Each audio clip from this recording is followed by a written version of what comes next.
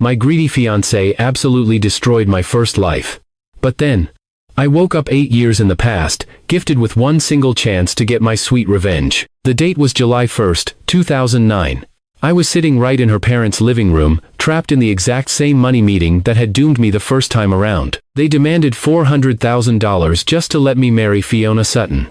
But, this timeline reset came with one incredibly ugly catch. Before the day ended, I had to verify a $100 million win and take control of a working company, or I'd die all over again. I looked Fiona dead in the eye, and cancelled the wedding. Her punk brother swung at me, so I laid him out flat on the floor. My poor father had already emptied out his entire future for these leeches once. I refused to let him pay twice. And that was just my first taste of payback. But to really understand why I called off the wedding, we need to skip 8 years into the future. Fiona had completely emptied our apartment on the final night of my first life. Even 8 years later, I was still fool enough to love her. We had gotten engaged, and her toxic family instantly turned that sacred promise into a massive bill. My dad had once won a modest lottery prize, and he handed over almost all of it for our wedding. He kept next to nothing for himself.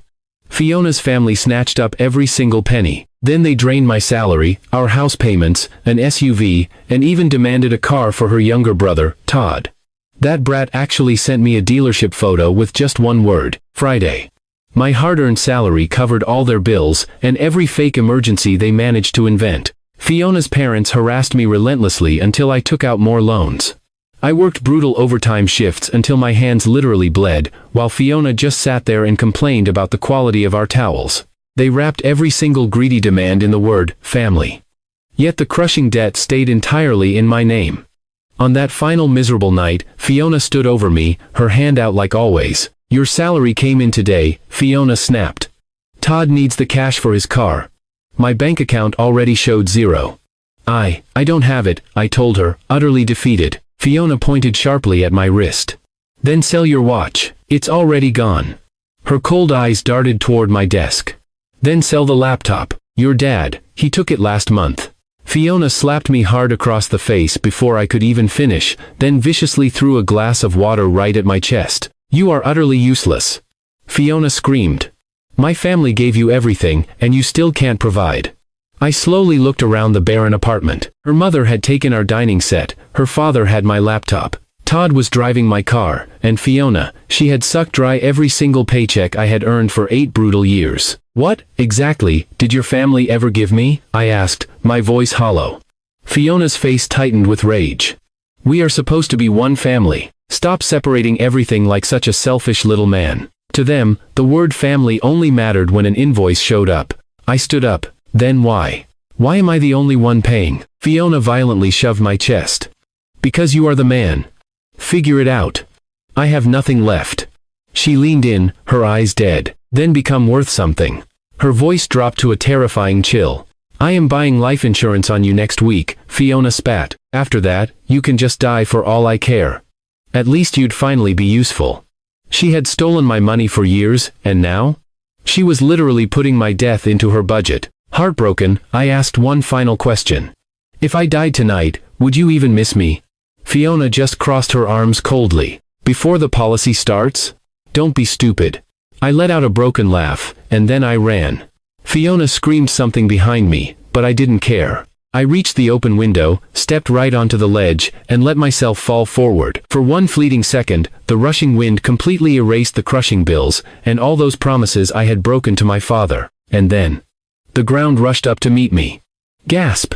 I snapped my eyes open, suddenly back in Fiona's parents' living room. It was July 1st, 2009. The exact same envelope rested beside Fiona, and my hands. They were young again, completely free of those deep factory scars. Fiona's mother smugly tapped the envelope. I know we initially agreed on $40,000. But that was before we considered the house. Your new contribution is $400,000. Fiona's father just nodded along, as if she had casually mentioned the weather. Her mother offered a sickly sweet smile. Once that money arrives, Calvin, you can finally call me Mom. 8 agonizing years of payments had never bought me even a drop of that fake warmth. Fiona gently touched my wrist. Calvin, don't make this ugly.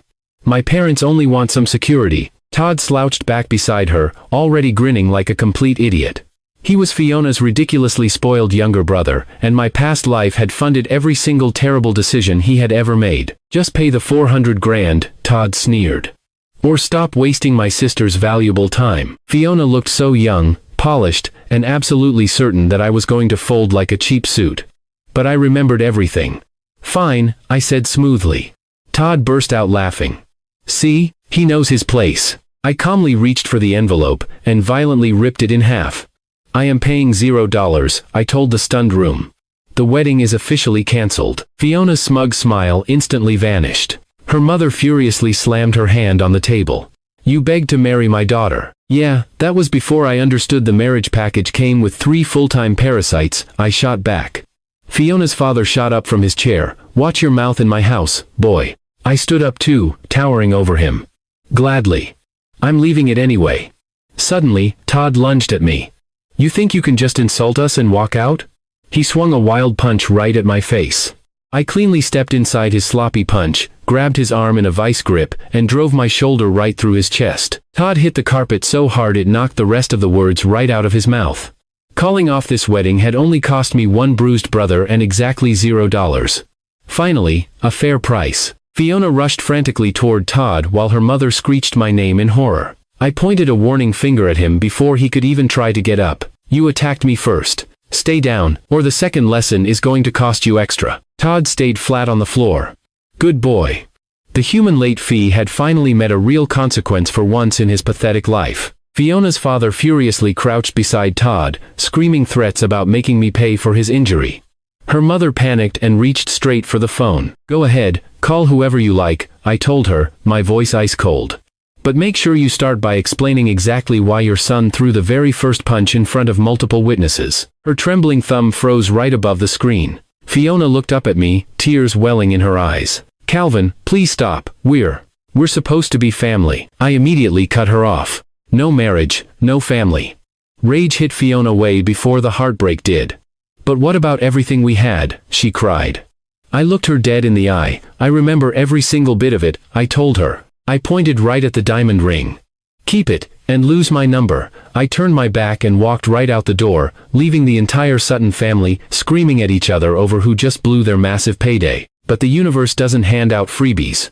The bill for my second chance came due instantly. I had less than a single day to turn my past memories into $100 million and a fully functioning company. That exact afternoon, I rushed across Rivergate straight to the rundown neighborhood lottery counter my old man always went to. Back in my first life, my dad's ticket snagged a decent, but small prize. He poured almost every single penny of it into my doomed wedding, only to break his back going right back to work the next day. That tragic memory was exactly why this specific counter, this exact date, and the flawless winning number sequence were burned forever into my brain. I stepped up and bought the grand prize ticket before anyone else even had a chance. I folded the slip once and tucked it safely behind my ID card. It was the very first thing in my wallet that nobody else could ever snatch away from me. The board clerk handed over the thin strip of paper, barely even bothering to look up at me. To that guy, it was just another pointless $2 gamble. But to me, it was the ultimate key to a $100 million escape plan. Suddenly, the store chime rang out. I quickly ducked behind a dusty magazine rack the second my dad walked through the front door. He looked absolutely exhausted to his core. Thick dust stained the collar of his worn-out work shirt, and faded duct tape was the only thing holding his old wallet together. My dad bought his usual weekly ticket, clasped the paper tightly between his rough hands, and whispered a desperate prayer to absolutely nobody. Please, just enough to buy Calvin a house. Just enough so those rich snobs will finally let my boy get married. It broke my heart. His entire, desperate prayer was focused completely on my future. Even his one lucky break in life had just become another pathetic payment to the very monsters who were destined to destroy me. My chest tightened up. I almost stepped right out of the shadows to hug him. But then, I imagined him getting startled and changing his lucky numbers by mistake. So, I forced myself to stay hidden behind that rack and just let him walk away. Protecting the timeline felt absolutely sickening, but losing that massive jackpot would permanently murder both versions of our future. My dad trudged out the door with his tired shoulders slumped down.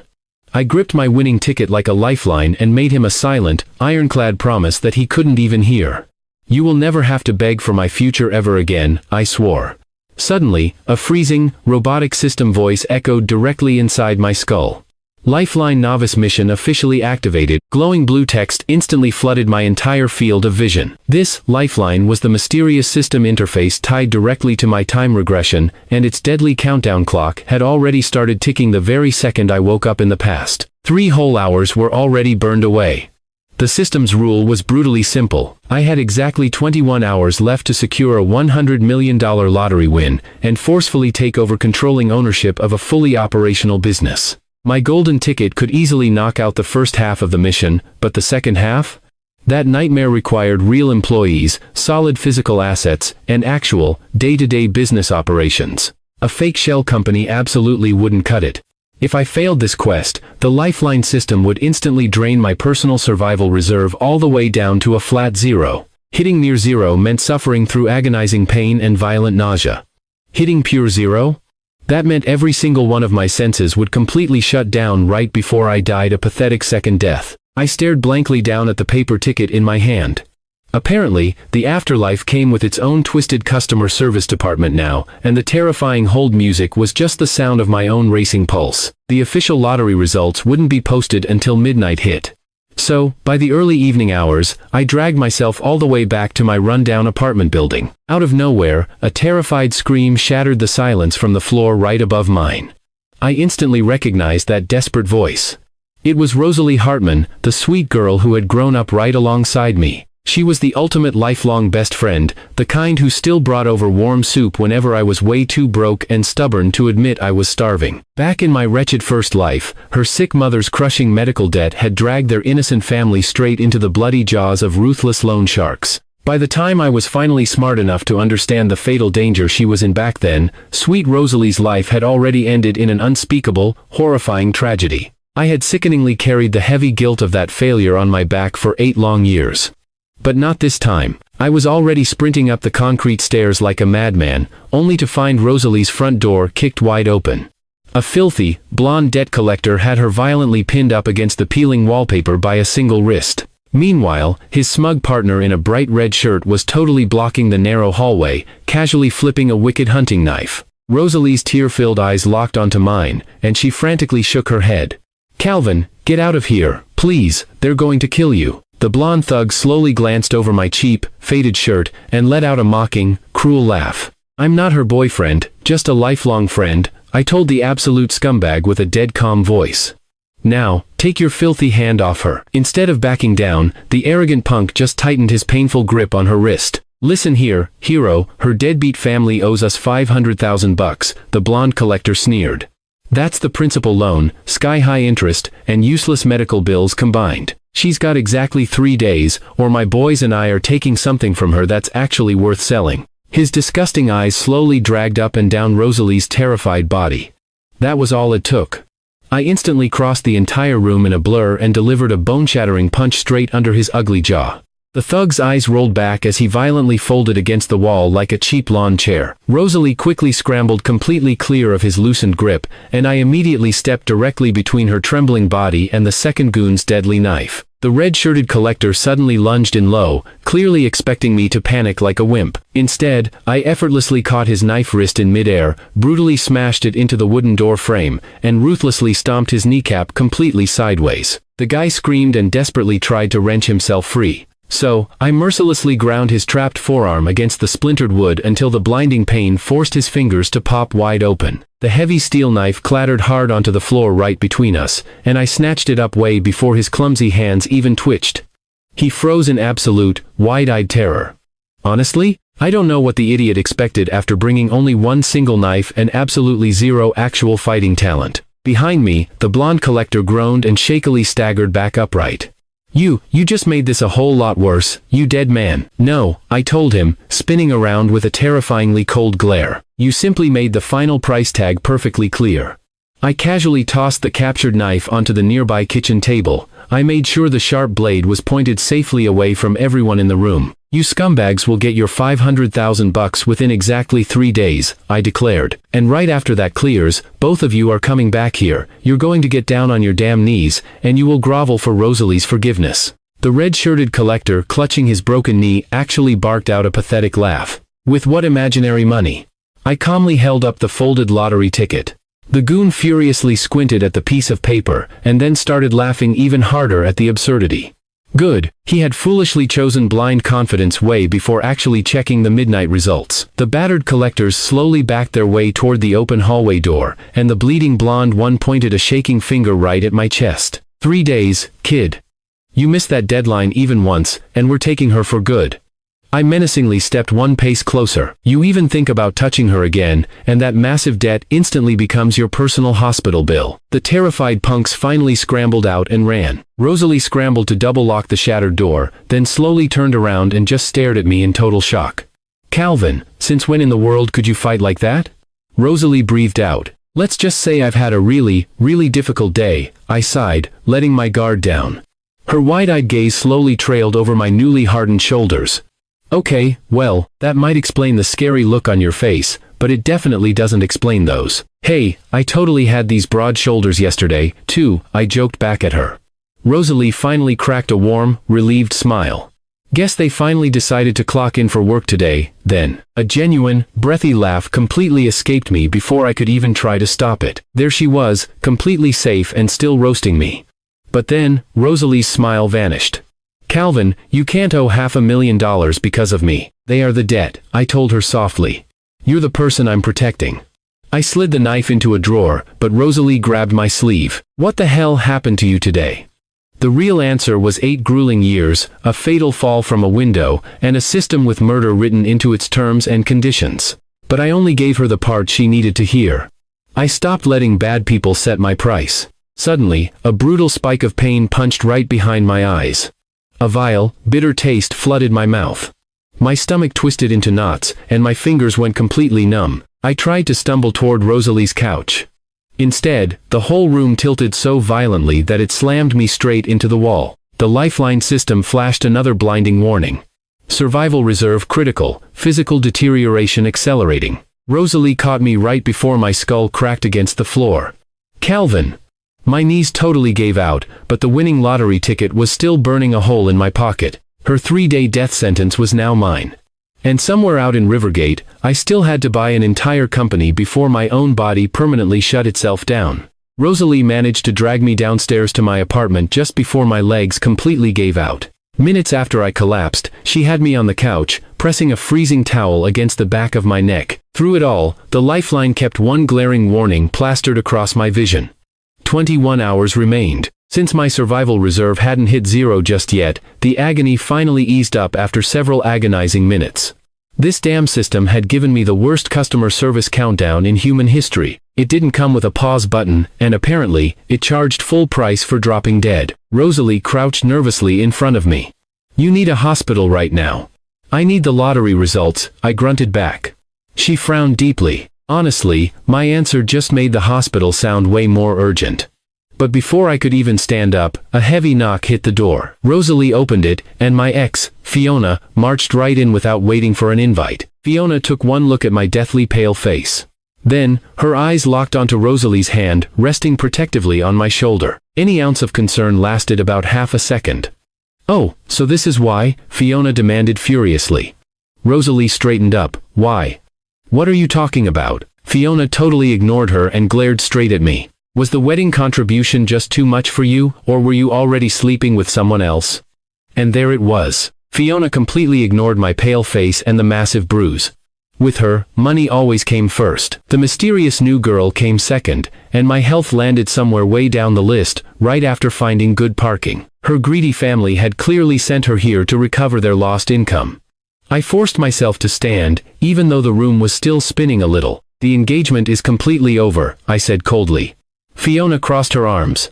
My mother sent me here to fix this mess. You don't get to just throw away years of our lives, because she asked for a little financial security. Your mother raised the price from $40,000 to $400,000. I shot back. Fiona just scoffed. You could have negotiated. I did, I replied flatly. I negotiated myself right out the door. Rosalie bit the inside of her cheek to hide a smirk, which Fiona instantly noticed and snapped at her. This doesn't involve you, sweetheart, Fiona hissed, but instead of backing down, Rosalie stepped right up beside me.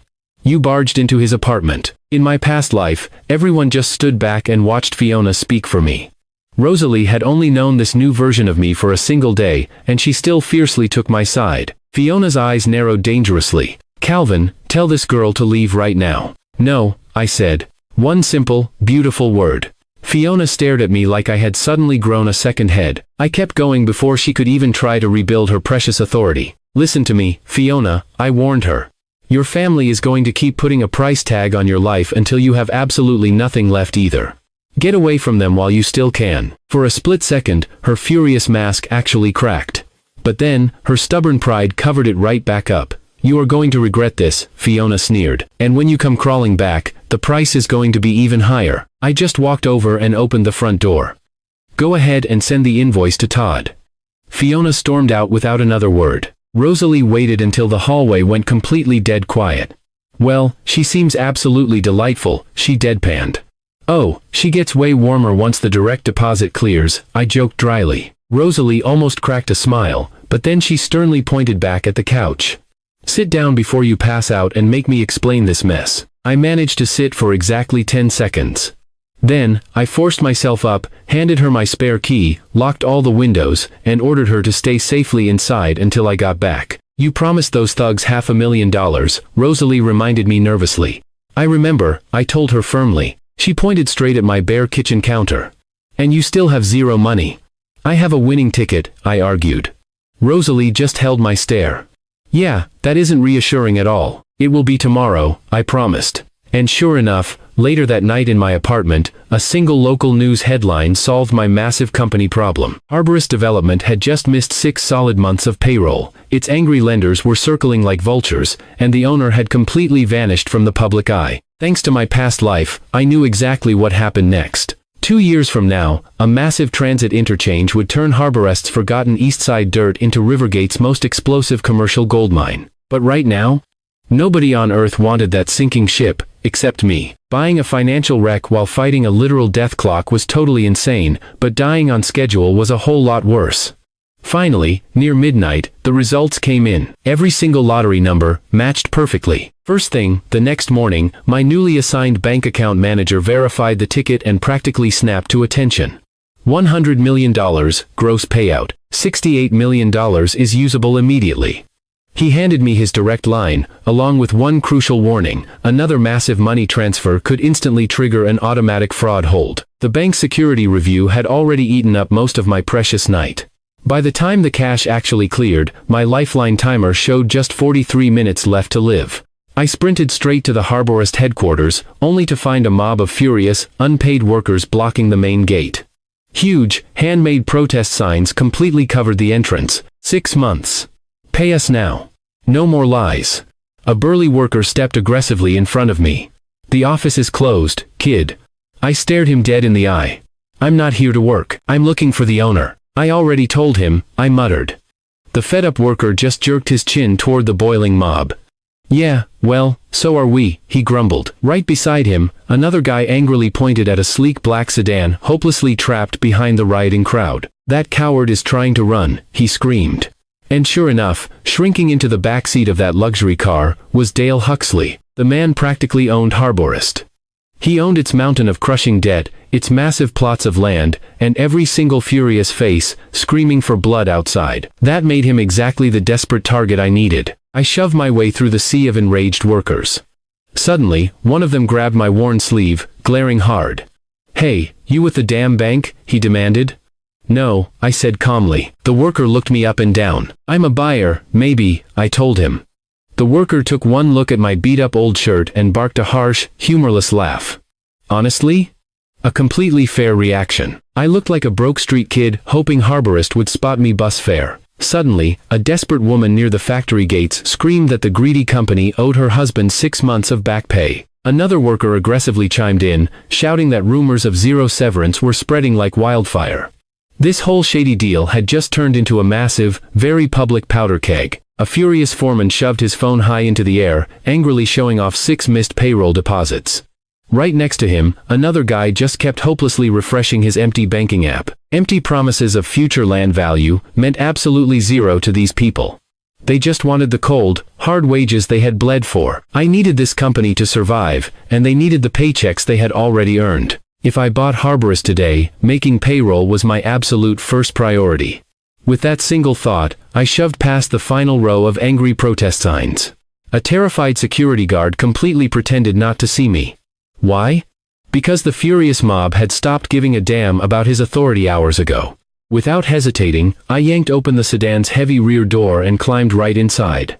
Dale Huxley stared at me in pure shock from the opposite seat. Here was Harborist's fleeing owner, sweating through a tailored suit that cost way more than some of the struggling workers outside had earned in months. Right beside him sat Rudy Keene, his massive, bald enforcer of a bodyguard. Rudy aggressively lunged for me the second I sat down. I just calmly slammed the door shut behind me. I can keep your boss out of a prison cell, I said. Dale's terrified expression instantly shifted, and Rudy's massive hand froze halfway to grabbing my collar. I locked eyes with them and continued, those workers out there want their wages. Your ruthless lenders want your blood. Tell me, do you want this fancy car to actually move?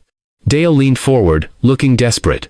Who the hell are you? The one person bringing cash instead of another threat? Exactly, I smirked. But Rudy didn't care about the warning and aggressively grabbed my shirt anyway. Really bad choice on his part. I sharply drove 2 fingers straight into the soft nerve cluster beneath his throat, powerfully shoving his heavy wrist away. Rudy instantly folded across the leather seat, gasping and hacking for air. Dale completely stopped judging my cheap clothes. He leaned in closer, his eyes wide with desperate hope. How much money do you actually have? He rasped. Enough for all of Harborist, I fired back. The precious land, the stalled projects, the whole company, and all your crippling debt. Dale let out a single, exhausted laugh. You seriously want to buy the whole rotting corpse? He asked. I want the deed right now, I demanded. 50 million, Dale shot back. He threw the massive number out fast, fully expecting me to panic and run away. I didn't even blink. I just nodded once, and Dale's tired little laugh died instantly. The full buyout package is 50 million, Dale clarified, completely stunned. 20 million closes the control transfer today. The remaining 30 million stays due under the transfer terms. I kept my eyes locked on his. I heard you the first time, I coldly replied. Rudy finally managed to sit up, wheezing. Boss, this kid is totally bluffing. Right on cue, the Lifeline system flashed a glowing digital timer directly across my vision. 25 minutes left. I stared Dale down, feeling the pressure mount. You can test whether my money is real, or you can step outside and explain to that angry mob why your luxury car is leaving without paying them a dime. Dale studied me hard. What exactly happens to me after the sale?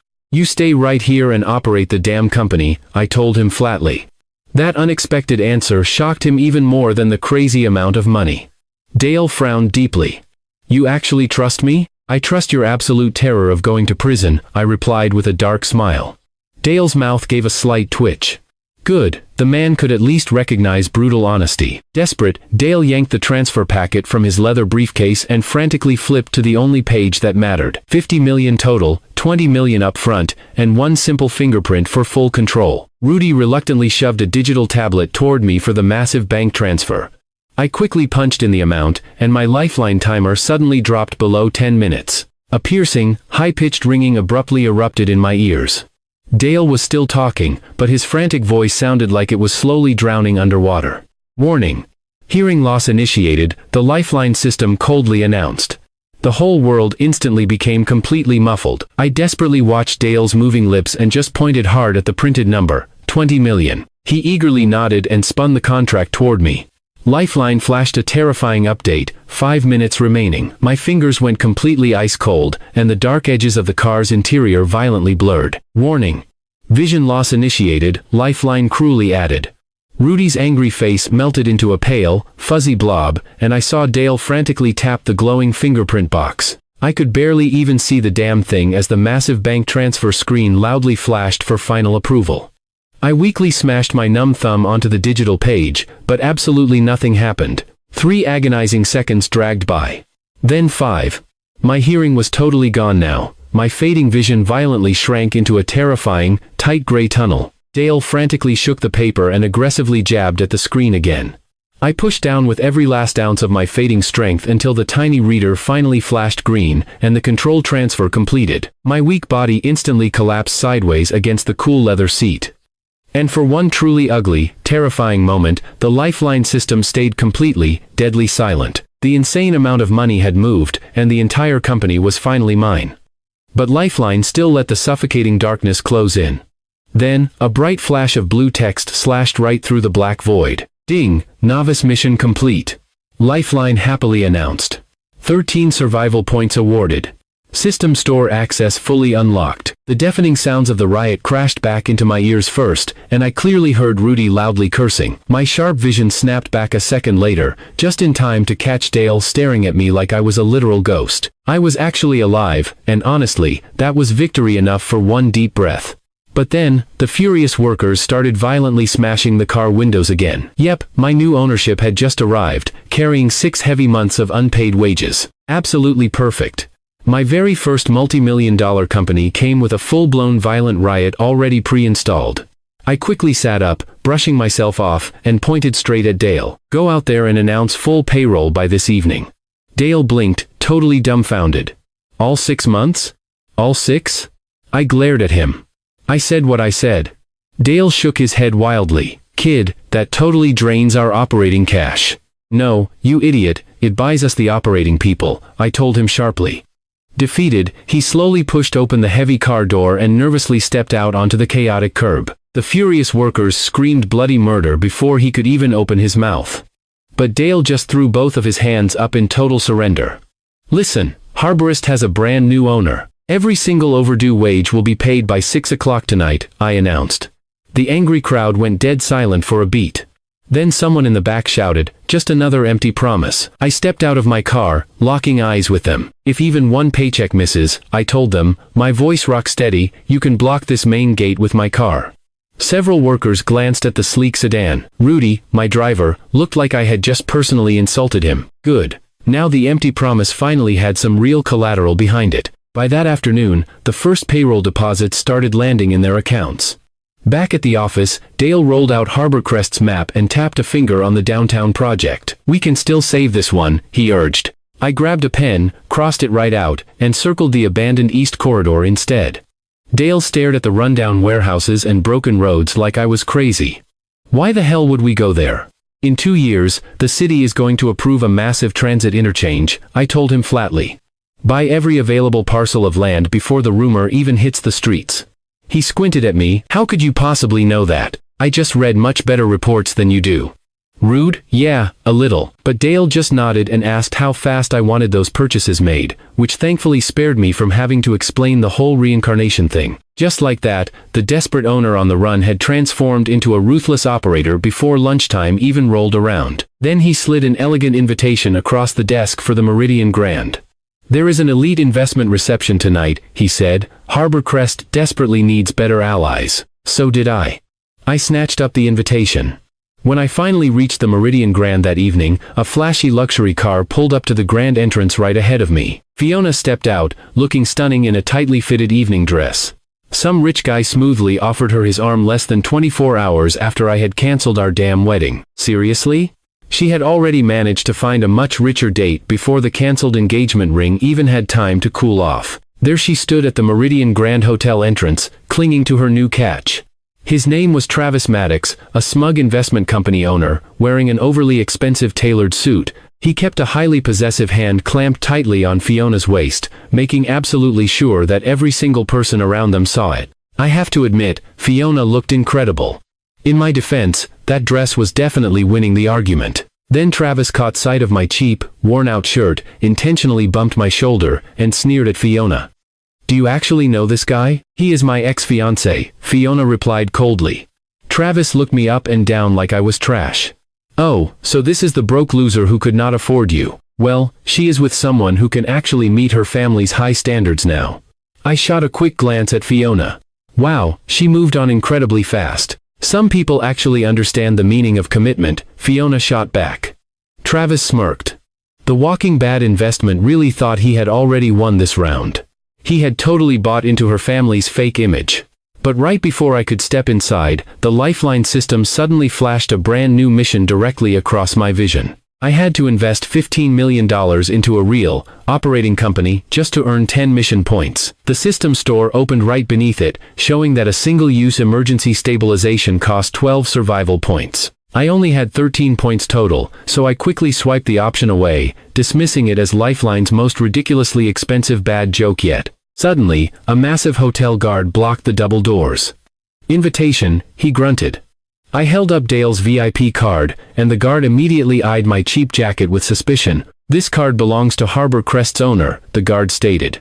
"That is absolutely correct," I replied smoothly. The guard frowned deeply. "Then where is he?" "Inside," I answered. Travis burst into loud, mocking laughter. "He probably just found it lying out in the parking lot," Travis mocked. Fiona stepped a little closer, her eyes icing over. "Calvin, just leave before security makes this even worse for you." The guard shoved the card right back into my hand. "You are not on the guest list." Travis patted my shoulder with fake sympathy.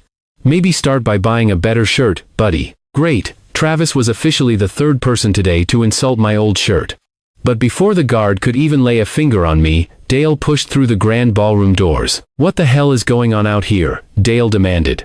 The guard pointed a thick finger right at me. "This man claims the owner invited him." Dale immediately stepped up right beside me. "Calvin Avery is Harbor Crest's owner," Dale announced firmly. The guard's pointing arm instantly dropped to his side, and Travis's smug smile totally vanished. Fiona stared at Dale in absolute shock, then slowly turned her eyes to me.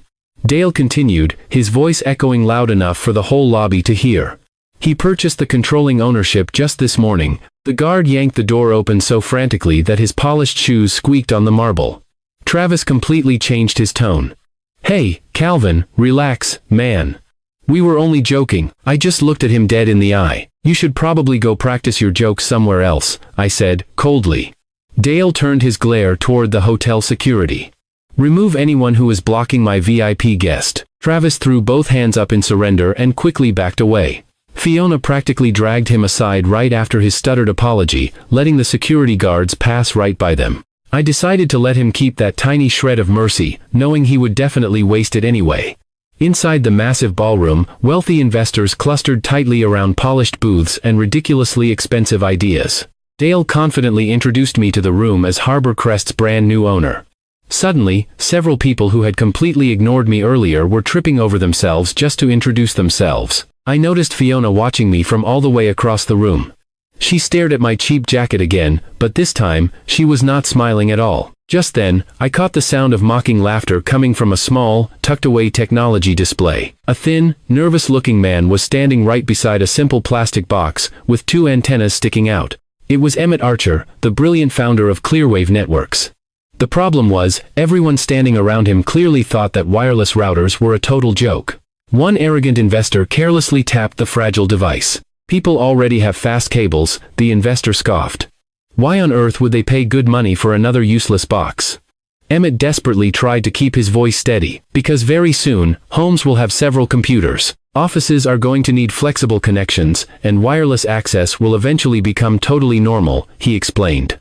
But the rich investor just laughed in his face again. I instantly remembered Clearwave from my previous timeline. Their innovative routers were going to enter millions of homes, and those network patents would later be worth way more than all of Harbor Crest combined. This entire room full of supposed geniuses was laughing at a product that I knew for a fact would soon become an everyday necessity. I pushed through the crowd, walked right up to the booth, and asked Emmett, "How much money do you actually need?" Emmett just blinked at me in stunned silence. "I mean for the current production run. For this whole company to really get moving," I clarified. $15 million would fully fund the development, manufacturing, and global distribution, Emmett stammered out. "Perfect," I told him without missing a beat. "I will personally invest $15 million right now." The mocking laughter nearby instantly stopped dead. Emmett desperately searched my face for a punchline. You are actually serious?" "Well, I certainly did not come here just to flirt with a plastic router," I smirked. A few people in the crowd finally laughed, but for a completely different reason this time. Slowly, Emmett offered his trembling hand to seal the deal. "Then I will make it worth your trust." But before I could even accept the deal, Travis slithered right back into the picture. Because of course he did. Giving him one warning had apparently only motivated him to find a much bigger audience for his second massive mistake. Travis shoved his way through the small crowd, with Fiona trailing right beside him. "$15 million?" he sneered, practically spitting the words. He pointed a mocking finger straight at my jacket. "From this guy? Harbor Crest owes its workers 6 entire months of back pay." Just this morning, Dale was packing up to run away. And now, this random kid claims he bought out the whole company and wants to throw cash at some useless plastic toys? Dale stepped forward, his voice steady. The workers are being paid in full. Travis just scoffed, rolling his eyes. Yeah, right, that is exactly what a bankrupt man says right before all the checks bounce. The wealthy investors in the room shifted their skeptical gazes from Travis back to Dale. If my wire transfer failed right now, Travis's twisted version of the truth would completely win over the public. Look, Travis definitely still had a chance to back down and save face, but he chose a very public bet instead. So, I just let him keep running his mouth until every single person in the room was listening. Then, I turned to face Travis dead on. Let us make this measurable, then. Travis just flashed an arrogant, punchable smile. If I successfully transfer $15 million to Clearwave right now, you drop to your knees, beg for my forgiveness, and slap yourself in the face 3 times, I challenged. The crowd eagerly tightened in around us. Travis just barked out a laugh. And if I fail, I will let hotel security drag me down to my knees, I promised him. Fiona nervously grabbed onto Travis's sleeve, whispering, Travis, stop, this is stupid. But Travis just yanked his arm free. He brought this on himself, he sneered. Just then, Ronan Beckett, the ridiculously wealthy heir to the Beckett family's materials empire, cut smoothly through the whispering crowd. He was easily one of the most elite, high-status VIP investors at this entire reception. Then, accept the wager, Ronan declared, his voice cutting through the tension. People scrambled to move aside for him before he even had to ask. Travis's arrogant posture instantly shrank by half an inch. That tiny half-inch of fear told me absolutely everything I needed to know as Ronan stared him down. You heard the terms. Travis desperately tried to force a confident grin. Come on, man, it was just a joke. Ronan stopped dead in front of him, glaring. Do I look like I am confused to you? Travis audibly swallowed hard. No. Then continue, Ronan demanded coldly. Travis forced a very tense smile onto his face. Fine, I accept the bet. Ronan pivoted to look directly at me. Can you actually transfer the money? I absolutely can, I replied without hesitating. Good, Ronan nodded. I absolutely hate unfinished entertainment. Honestly, that cold attitude earned him a small amount of respect in my book. I slowly reached my hand into my jacket pocket, while Travis watched me like I was digging around for spare loose change. I deliberately let the dramatic pause stretch out. Then, I dramatically produced the completely plain-looking bank card assigned to my massive jackpot account. Fiona stared hard at the plastic. That card looks completely ordinary, Fiona scoffed. Calvin, just stop right now before this gets humiliating for you. Travis abruptly snatched the card right out from my fingers. This useless piece of plastic probably only has his daily lunch money on it, Travis mocked. I calmly swiped it back from him. Run the transfer, I told Emmett. Emmett nervously typed his company account details into the terminal. I punched in $15 million, and the loading screen processed, until a single, glaring red line appeared. Error, insufficient available funds. The entire glamorous ballroom went dead silent, and my stomach plummeted into my shoes. I knew I had just under $50 million left available after the Harbor Crest deal. The massive fortune definitely existed, but that stupid little screen simply did not care. Travis immediately started laughing so insanely hard that he had to bend over clutching his stomach. I totally knew it, he howled. Fiona squeezed her eyes shut in second-hand embarrassment, but Ronan just kept staring at me without changing his cold, calculating expression. Emmett's trembling hand stayed frozen on the terminal, as Travis happily pointed at the hotel guards. Make this fraud kneel. 2 heavily built guards aggressively moved in, but I calmly raised one hand. My account is just under a high-value fraud hold, I explained. Travis dramatically spread his arms wide to the crowd. Oh, listen to him now, everyone. His invisible fortune suddenly has banking rules. The first security guard harshly grabbed my right arm. I swiftly pivoted with his grip, drove a brutal elbow straight into his chest, and sent the huge guy crashing backward into a fancy chair. The second guard rushed me blindly from the left. I expertly caught his wrist, swept my leg sharply behind his knee, and slammed him down onto the expensive carpet right at Travis's shiny shoes. Fiona stared in absolute shock. Ronan's eyebrow slowly lifted in mild amusement as Travis quickly backed away in terror.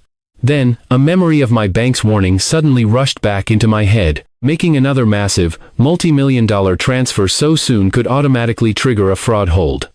My hands were working perfectly fast as I dialed the direct VIP phone number my account manager had given me earlier. He answered on speakerphone before the second ring even finished. Mr. Avery.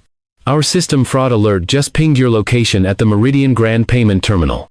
Stay exactly where you are, sir. I am already in the hotel lobby. Right on cue, the massive ballroom doors swung wide open, and my frantic account manager practically sprinted inside, carrying a sleek black briefcase. Your massive account balance was only temporarily restricted after the huge Harbor Crest wire transfer. He announced loudly to the entire room. The security hold is now completely cleared. Travis instantly stopped his mocking laughter as the breathless account manager reverently placed a shiny new, ultra-elite black card right onto the terminal table. Sir, your available liquid balance currently sits at just under $50 million. Two wealthy investors immediately took a giant step away from Travis. A panicked hotel manager scurried up behind me as Emmett finally stood up completely straight. Fiona just stared back and forth, completely dumbfounded, from my plain old card to the new elite one. I confidently hit the transfer button again, and all $15 million cleared perfectly. Emmett's terminal chimed with a beautiful success sound. He looked up from the approval screen, his eyes wide with gratitude. I will not waste this chance. You really had better not, I told him seriously. I literally just had to fight off hotel security to fund those antennas. Ronan then slowly turned his icy gaze back toward Travis. Neil, Travis's smug face instantly darkened in utter humiliation. Ronan, man, please be reasonable here, Travis pleaded.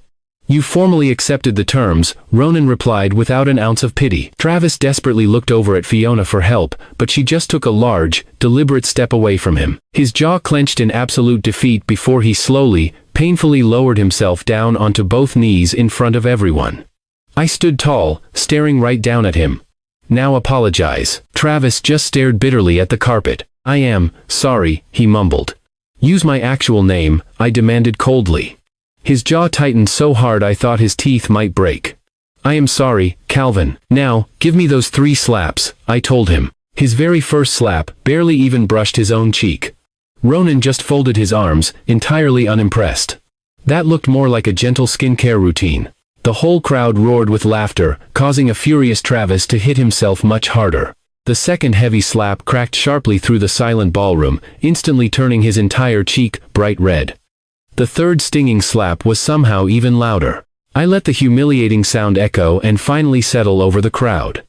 Well, it looked like Travis had finally made a real investment that came with immediate, painful returns. I crouched down slightly so only he could hear me. Earlier today, you confidently claimed that Dale stole company payroll money, and that Harbor Crest could not even afford to pay its own factory workers.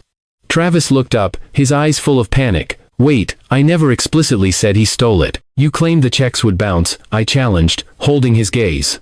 Go ahead, tell everyone here what proof you actually had. His eyes darted nervously around the silent crowd. Not a single one of his rich buddies stepped up to save him. Travis practically choked on the words as he forced them out. I didn't have access to the Harborist accounts. I was just repeating rumors. Whose rumors? I pressed, not giving him an inch. I don't know, Travis mumbled, looking away. Honestly? That part was almost definitely a total lie. I wasn't letting him off that easy. I made him repeat the exact garbage he'd spewed in public. Now tell them you completely made up the accusation, I ordered. Travis's mouth twisted in utter humiliation. I invented the accusation. Beside me, Dale's tense shoulders finally dropped, and the EMTT rep offered me his hand once more. This time, I took it with a firm shake. Travis scrambled away from our circle, one hand hiding his burning red cheek, the other already furiously dialing his phone. The second he cleared the crowd, Fiona immediately zeroed in on me. Her voice dropped to a desperate whisper. Were you always hiding this kind of money? No, I started, but Fiona was already staring hungrily at my elite card. Then how did you do it? You stopped asking anything that mattered a long time ago, I shot back coldly. She tried to soften her voice to play nice, but it was way too late for that. Suddenly, the Lifeline system interrupted my thoughts. It casually recorded 10 mission points, and then aggressively skimmed a 10% administrative cut right off the top of my hard-earned reward. The worst part? Mission points didn't do jack to refill the actual survival reserve, keeping my heart beating. That meter was still stuck at a pathetic 13. I just stared at the grim numbers. Honestly, Fiona's gold-digging family finally had some real competition. This lifeline system might just be the absolute greediest thing in my entire miserable story. Before I could spiral, my phone buzzed. Rudy's name flashed on the screen. I picked up, and he was already shouting. "Boss, you need to get back to Harborist right now. The workers are straight up rioting." That massive payroll order was supposed to buy me exactly one single peaceful night. Instead, it bought me my second major crisis of the day. So, that very same night, Rudy's frantic call dragged me right back to the gritty Harborist yard. An angry mob of workers had completely surrounded the main loading docks. The long overdue paychecks had finally started hitting their accounts, but some toxic rumor was spreading that I planned to fire every last one of them tomorrow and completely deny their severance pay. Blind panic had moved a whole lot faster than the bank transfers. Dale intercepted me right at the front gate. "There are two guys in there stirring the pot," Dale warned. "They're claiming to represent the union." Pushing through the crowd, I spotted them. The blonde debt collector from Rosalie's apartment was standing dead center, yelling. And of course, his buddy, the red shirt collector, was right there beside him. Of course, it was them.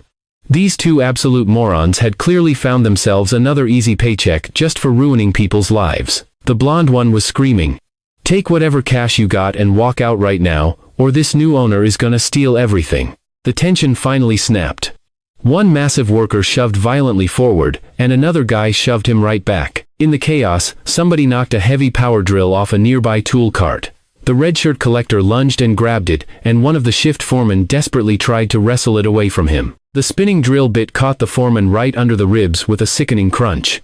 He collapsed instantly, and the angry shouting instantly turned into pure, terrified panic. A terrified coworker dropped to his knees beside the bleeding man, pressing both hands against the ruined shirt, screaming, "Somebody call an ambulance." Rudy frantically checked his phone. 10 minutes away, boss. The injured foreman's breathing was already turning horrifyingly shallow. The frantic coworker looked up at me with tears in his eyes. "You can't let him die. He has a sick little girl at home. He's the only one paying for her medical treatments." Suddenly, the system's emergency stabilization protocol flashed brightly across my vision. It demanded 12 of my 13 survival points just to keep him alive until the medics arrived. Using it would leave me with exactly one single point standing between me and my own fatal collapse. But refusing meant standing there and watching a desperate father bleed out on the cold floor of my own company. I dropped to my knees and pressed my hand hard against the man's chest. "Use the points," I ordered the lifeline system. Blistering agony ripped straight through my arm as 12 precious survival points instantly vanished from my total. Miraculously, the dying worker's breathing steadied out, and the massive pool of blood stopped spreading. His stunned coworker stared at his suddenly stable chest, and then slowly looked up at me in absolute shock. "What? What the hell did you just do?" "I bought the ambulance some time," I told him through gritted teeth. The wailing sirens finally cut through the night before the system's stasis effect wore off. The emergency medical staff quickly loaded the bleeding worker onto a stretcher and confirmed he was stable enough to survive the ride to the ER. I slowly stood back up, painfully aware that I had only one single survival point left to my name, and marched straight toward those two scumbag collectors. The blonde one instantly started backing away in terror. "You," I growled, my voice dangerous. The blonde coward immediately pointed a shaking finger at his red shirt partner. "It was him. He's the one who grabbed the drill." "But you're the one who brought him here," I shot back coldly. The furious workers began closing in behind them, blocking their escape. Good, now this entire yard was full of very angry witnesses. Beside me, Rudy grabbed the red shirt guy by the arm and locked him in a brutal hold. Dale stepped up, completely blocking the blonde collector's only way out. I stepped right into his space and asked one simple question. "Who exactly paid you to start this riot?" The blonde collector looked frantically at the absolute wall of pissed-off workers completely surrounding him, and his nerve finally shattered. "It was Travis Maddox," he squeaked out. The entire yard absolutely erupted in fury, but the blonde rat just kept spilling everything. "Travis wanted us to make the payroll panic 10 times louder. He practically whimpered. He said if we got all the workers to turn on you tonight, Harborist would completely collapse, before that mess at the reception even hit the news." The red shirt idiot started nodding his head frantically in agreement. "We swear, we were only supposed to agitate everyone, nothing else." I ignored their pathetic whining and just watched the flashing lights of the ambulance speed away through the front gate. "Well, it looks like you completely upgraded the assignment," I muttered. Then I delivered a brutal kick straight into the blonde collector's gut. He immediately collapsed to his knees, gasping for air, and the entire crowd of workers erupted in cheers. One of the big guys kicked the bloody drill far out of reach and stepped up right beside me in a show of solid support. Across the circle, Dale gave me a single, approving nod. Rudy loudly called me boss without a single ounce of hesitation, and I finally turned to face my crowd. There are absolutely zero layoffs happening tonight. Every single worker here is getting a real, ironclad employment contract tomorrow morning, and that injured man's medical bills are fully covered by me. Same goes for his little girl's treatments. Hearing that, the frantic coworker who had literally begged for my help just lowered his head, openly weeping in relief. One massive promise, and the entire mood of the yard completely flipped. That was more than enough. I barked an order for Rudy to lock those two scumbag collectors inside the main security office and to keep all the workers right there to give their witness statements to the cops. Dale smoothly stepped in to handle the messy aftermath with the police. After everything that had just gone down, the workers had finally, definitively, chosen to stand by my side. But the steep price of that loyalty was running on just one measly survival point, making a very rich enemy even angrier, and putting an innocent man in the hospital. I realized Rosalie desperately needed a much safer place to live, before my enemies figured out where she slept. It was a crazy twist of fate, but the very next person who ended up begging me to use that healing power would actually be Fiona, and the monster hurting her would turn out to be Travis. That night in my apartment, I looked Rosalie in the eye and told her she desperately needed a safer place to live. Travis had already stooped low enough to hire thugs to attack my crew. My current address was way too public, basically an open invitation for hitmen. Rosalie just sat across from me, tightly gripping the cup of tea she had practically force-fed me. "Wait, you just bought a whole company," she said, "and now, we are going house hunting for something way better," I replied smoothly. Her eyes narrowed, instantly thinking of Fiona. "Seriously, who even are you right now?" Rosalie asked, freezing with her teacup halfway to her mouth. Honestly, it sounded dangerously close to a marriage proposal. "It is just a security upgrade," I said quickly. Rosalie bounced back in a flash. "Good. Because your romance skills desperately need an upgrade, too, honestly, fair point. Look, I only had one survival point left to my name. 3 enemies with severely bruised egos, and apparently, I had 0 game." Suddenly, the Lifeline system yanked my consciousness into a blinding white void, leaving me face to face with a single blue screen. Stage 1 inheritance unlocked. The system's robotic voice echoed, "Acceptance is absolutely mandatory. Refusal may completely destabilize the host world." I just stared at the glowing text. "You finally hand over a system inheritance, and the cancellation fee is blowing up the entire freaking planet?" So, naturally, I accepted. Because apparently, the fate of the world rested on me clicking one stupid button. A freezing, crushing pressure swept through my entire body as the loading screen froze at 1%. All my ordinary missions were completely paused for recalibration, leaving my survival reserve stuck dangerously at a single point. But hey, at least my fortune sight unlocked anyway. It could show me the general value or danger of a situation using colors, though it totally failed to explain people's motives or guarantee any actual outcomes. Fast forward to the next morning, Rosalie and I strolled right into the ultra-exclusive Rivergate luxury property showroom. I was still rocking the exact same beat-up jacket that Travis had relentlessly mocked, while Rosalie kept it casual in jeans and a simple blouse. She glanced at my frayed sleeve, then up at the gleaming glass building. $10 million homes, Rosalie muttered. $20 jacket. I smirked. Hey, the jacket has seniority. Right before we walked in, a sleek black car pulled up to the entrance. Travis stepped out, smugly waving a villa brochure, with Fiona clinging right to his side. Rosalie watched my gold digger ex wrap herself around his arm. "Are we shopping here just to spite her?" she asked.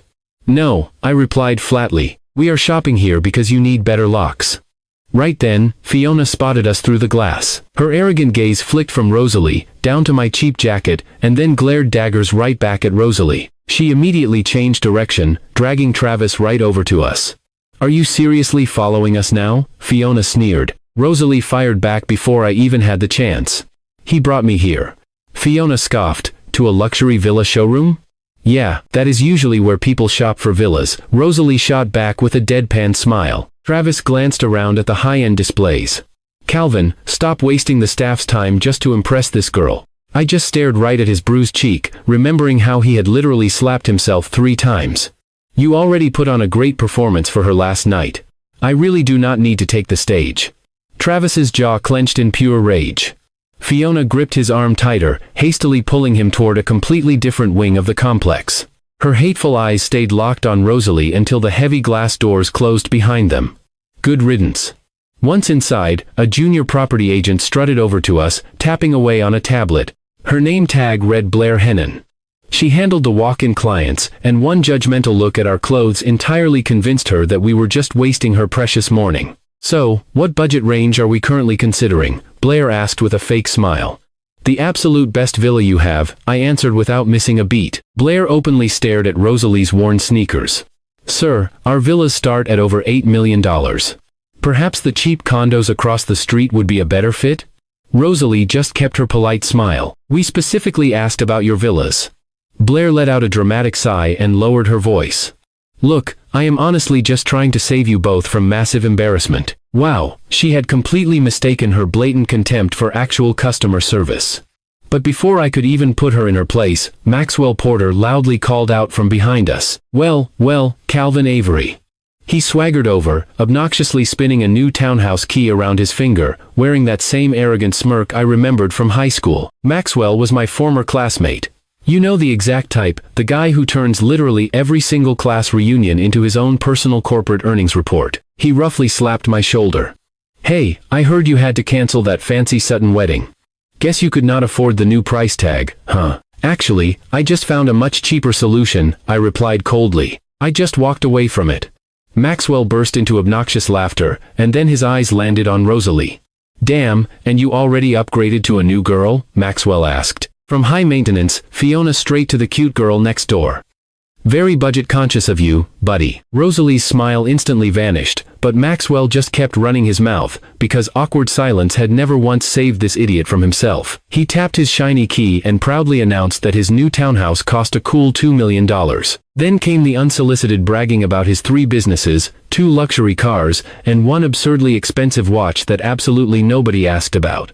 Finally, Maxwell turned his smug gaze back to me. Is your old man still working himself to death? He mocked. You really should stop playing pretend rich and actually go help him. That one crossed a major line, and I took a dangerous step closer. Say one more word about my father. I dare you. Maxwell nervously threw both hands up in the air. Whoa, relax man. I am just giving you some friendly advice. Rosalie sharply cut in. Advice usually comes from someone actually worth copying. Maxwell's jaw clenched in fury, while Blair nervously glanced over at the security guards. Sir, I think I am going to have to ask you and your little friend to leave right now, Blair said stiffly. Maxwell mockingly pointed straight at the exit doors. There you go, buddy. Just leave and save everyone the trouble. Right then, the furious showroom manager started storming over toward our little group. Little did they know, I had texted my assigned elite bank representative this exact showroom address from the parking lot. And apparently, the guy had absolutely flawless timing, because he just walked through the front doors carrying a striking gold envelope. He quickly spotted me standing right next to the massive villa display and respectfully offered the envelope out with both hands. Mr. Avery, your elite black account card is ready, the representative announced loudly. Your unlimited purchase authority has been fully cleared. The angry showroom manager froze dead in his tracks right beside Blair, and Maxwell furiously checked the name printed on the envelope twice. His jaw practically hit the floor after the second look. Absolutely beautiful, the shimmering gold card looked totally ridiculous, resting next to my worn-out jacket sleeve. But honestly, that just made the revenge so much sweeter. Without missing a beat, I pointed my finger directly at the largest, most expensive villa model in the entire showroom. How much? I asked. The manager didn't miss a beat. $10 million. I'll take it, I said confidently. Blair just stood there, blinking like a deer in headlights. You haven't even toured it, Rosalie said, giving me a crazy look. Calvin, maybe we should actually check out the kitchen before you buy the entire house just for the kitchen? Fair point, I replied. Does it have doors? The manager nodded eagerly. Sold, I finalized. My black card cleared before Maxwell could even scrape his jaw off the floor. Suddenly, Maxwell slithered closer, plastering on a fake, slimy smile. Calvin, my old friend. You really should have told me you were rolling in dough. Funny, considering you just told security to throw me out, I shot back. Maxwell's smile violently twitched. That was just a misunderstanding, he stammered. I glanced at the beefy guard he had called over earlier. Please help this gentleman understand exactly where the exit is, I told the guard. Security immediately grabbed Maxwell by the arm, dragging him away as he loudly protested all the way to the sliding doors. Hey, I called out after him, you wanted someone removed, right? Enjoy the VIP service. The wannabe clearance rack mogul had ordered an eviction, and he got exactly what he paid for. With the trash finally taken out, Blair desperately tried to salvage her massive payday. Mr. Avery, I can get your commission file prepped right away, she squeaked. No commission for you, I told her coldly. The manager's face hardened as he turned to her. Blair, hand over your tablet. You're done. All the color instantly drained from Blair's pale face. But right before she could get fired, my system suddenly flared to life, flashing fortune sight right across my vision. Outside the glass doors, a nasty, gray-black haze was clinging onto Maxwell like a shadow. That suffocating color screamed pure, immediate danger, though I had no clue what was about to hit him. Hey, Maxwell, I yelled through the open doorway. Your luck is completely rotten right now. Stop betting on anything you think is a sure thing. He just cursed at me and kept storming away. Shaking my head, I turned back to Rosalie. Unlike him, a warm, steady, golden aura was draped softly around her shoulders and hands. My fortune sight didn't explain why, so I just smiled and gripped my shiny new villa key. I was making damn sure Rosalie got the absolute safest home money could buy. Meanwhile, Blair was standing by the manager's desk, desperately fighting back tears. Please, my dad desperately needs surgery, Blair choked out. I really can't afford to lose this job. Hearing that, Rosalie gently touched my arm. She was incredibly rude to us, so losing that massive commission is punishment enough, Rosalie whispered. I looked at her, surprised. Wait, you actually want me to spare her job? I'm just asking you to give her one chance to turn things around, Rosalie replied softly. I looked over at Blair's terrified, pale face, and then down at the gentle hand Rosalie had resting on my arm. Sighing, I turned back to the manager. Blair keeps her job. But she loses the entire commission on this sale and gets one final warning. The manager quickly agreed, while Blair stared at Rosalie in total shock. Thank you so much, Blair whispered, tearing up. Just remember for next time, Rosalie told her with a smirk, try actually selling the house before you judge a guy by his jacket. Hell yeah, that was my girl. Right then, a wealthy older lady who had clearly been eavesdropping marched up to us, radiating the supreme confidence of a woman who had been matchmaking since birth. Listen here, young man, she declared loudly. I have 2 gorgeous granddaughters, and lucky for you, they are both completely single. I instantly knew exactly where this meddling trap was heading. I pointed straight at Rosalie. Sorry, ma'am, but my beautiful girlfriend is standing right beside me. Rosalie turned her head in slow motion. Oh, your girlfriend? Yeah, and she's super territorial, I teased. Rosalie flashed a brilliant, playful smile. That is absolutely correct. And your girlfriend also claims the giant west bedroom, by the way. The older woman chuckled in defeat and wandered off to find her next victim. Rosalie played along perfectly until we hit the quiet lobby, then gave me a look. So, exactly how long have I been your official girlfriend? Roughly since that grandma tried to ambush me with an arranged marriage, I said with a grin. Rosalie playfully tapped the cold metal of the villa key right against my chest. Well, for a new boyfriend, you're already way behind on buying me flowers, she joked. Hey, in my defense, I literally just bought you a mega villa, I countered. Instantly, a cute, bright pink dusted Rosalie's cheeks. Okay, that defense might actually hold up in court, she laughed. But right before I could savor the sweet victory, my phone violently buzzed in my pocket. It was a single, terrifying text from Fiona. It just said, Room 606. Travis slipped something into my drink. Please, you have to help me. She must have frantically typed it out right before the drug completely knocked her out. I just stared blankly at the screen until Rosalie read the dark, furious look on my face. Is it Fiona? She asked. Yeah, I muttered. Rosalie immediately held out her hand for the keys. You have to go. Honestly, I should just block her damn number, I growled. Rosalie gently took the shiny villa key right out of my hand. Calvin, you can go back to hating her after she's safe. Go, damn it, she was completely right, but at the absolute worst possible time. I left Rosalie safe with the showroom manager, hopped in my ride, and floored it all the way to the luxurious Meridian Grand Hotel. Barely minutes later, I was standing outside room 606. I pulled out my phone and hit record. That scumbag Travis had already tried using hired thugs on me once today. This time, I was bringing a digital witness that couldn't be bribed or intimidated. The heavy door was deadbolted, so I slammed my shoulder into it with everything I had until the wooden frame finally splintered and gave way. Inside, Fiona was lying half-conscious, slumped against the edge of the bed. One strap of her dress was violently ripped, and her arms were completely limp, barely moving.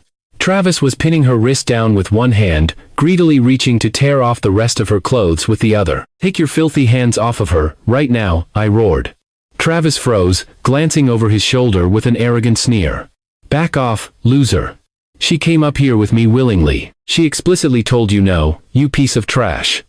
Scowling, Travis dropped Fiona's arm and lunged straight at me instead. Big mistake. I instantly drove a brutal knee deep into his stomach, folding him completely in half. I grabbed him by his fancy designer jacket, spun him around, and launched a heavy kick that sent him skidding across the plush hotel carpet. He groaned and tried to scramble back up, but I planted him right back on the floor with one merciless punch to the jaw. Ignoring the trash on the floor, I quickly grabbed a thick hotel robe, wrapped Fiona up, and carried her into the cold bathroom. Splashing some freezing water on her face, finally snapped her out of the drug's haze just enough to mumble a few words. I stayed with her until the hotel's emergency medical staff rushed in, waiting outside only once she was coherent enough to answer their questions. With her safe, I slowly turned my deadly focus back to Travis. My phone was still steadily recording the entire time, and as he stared at the blinking red icon, realization finally pierced his thick skull.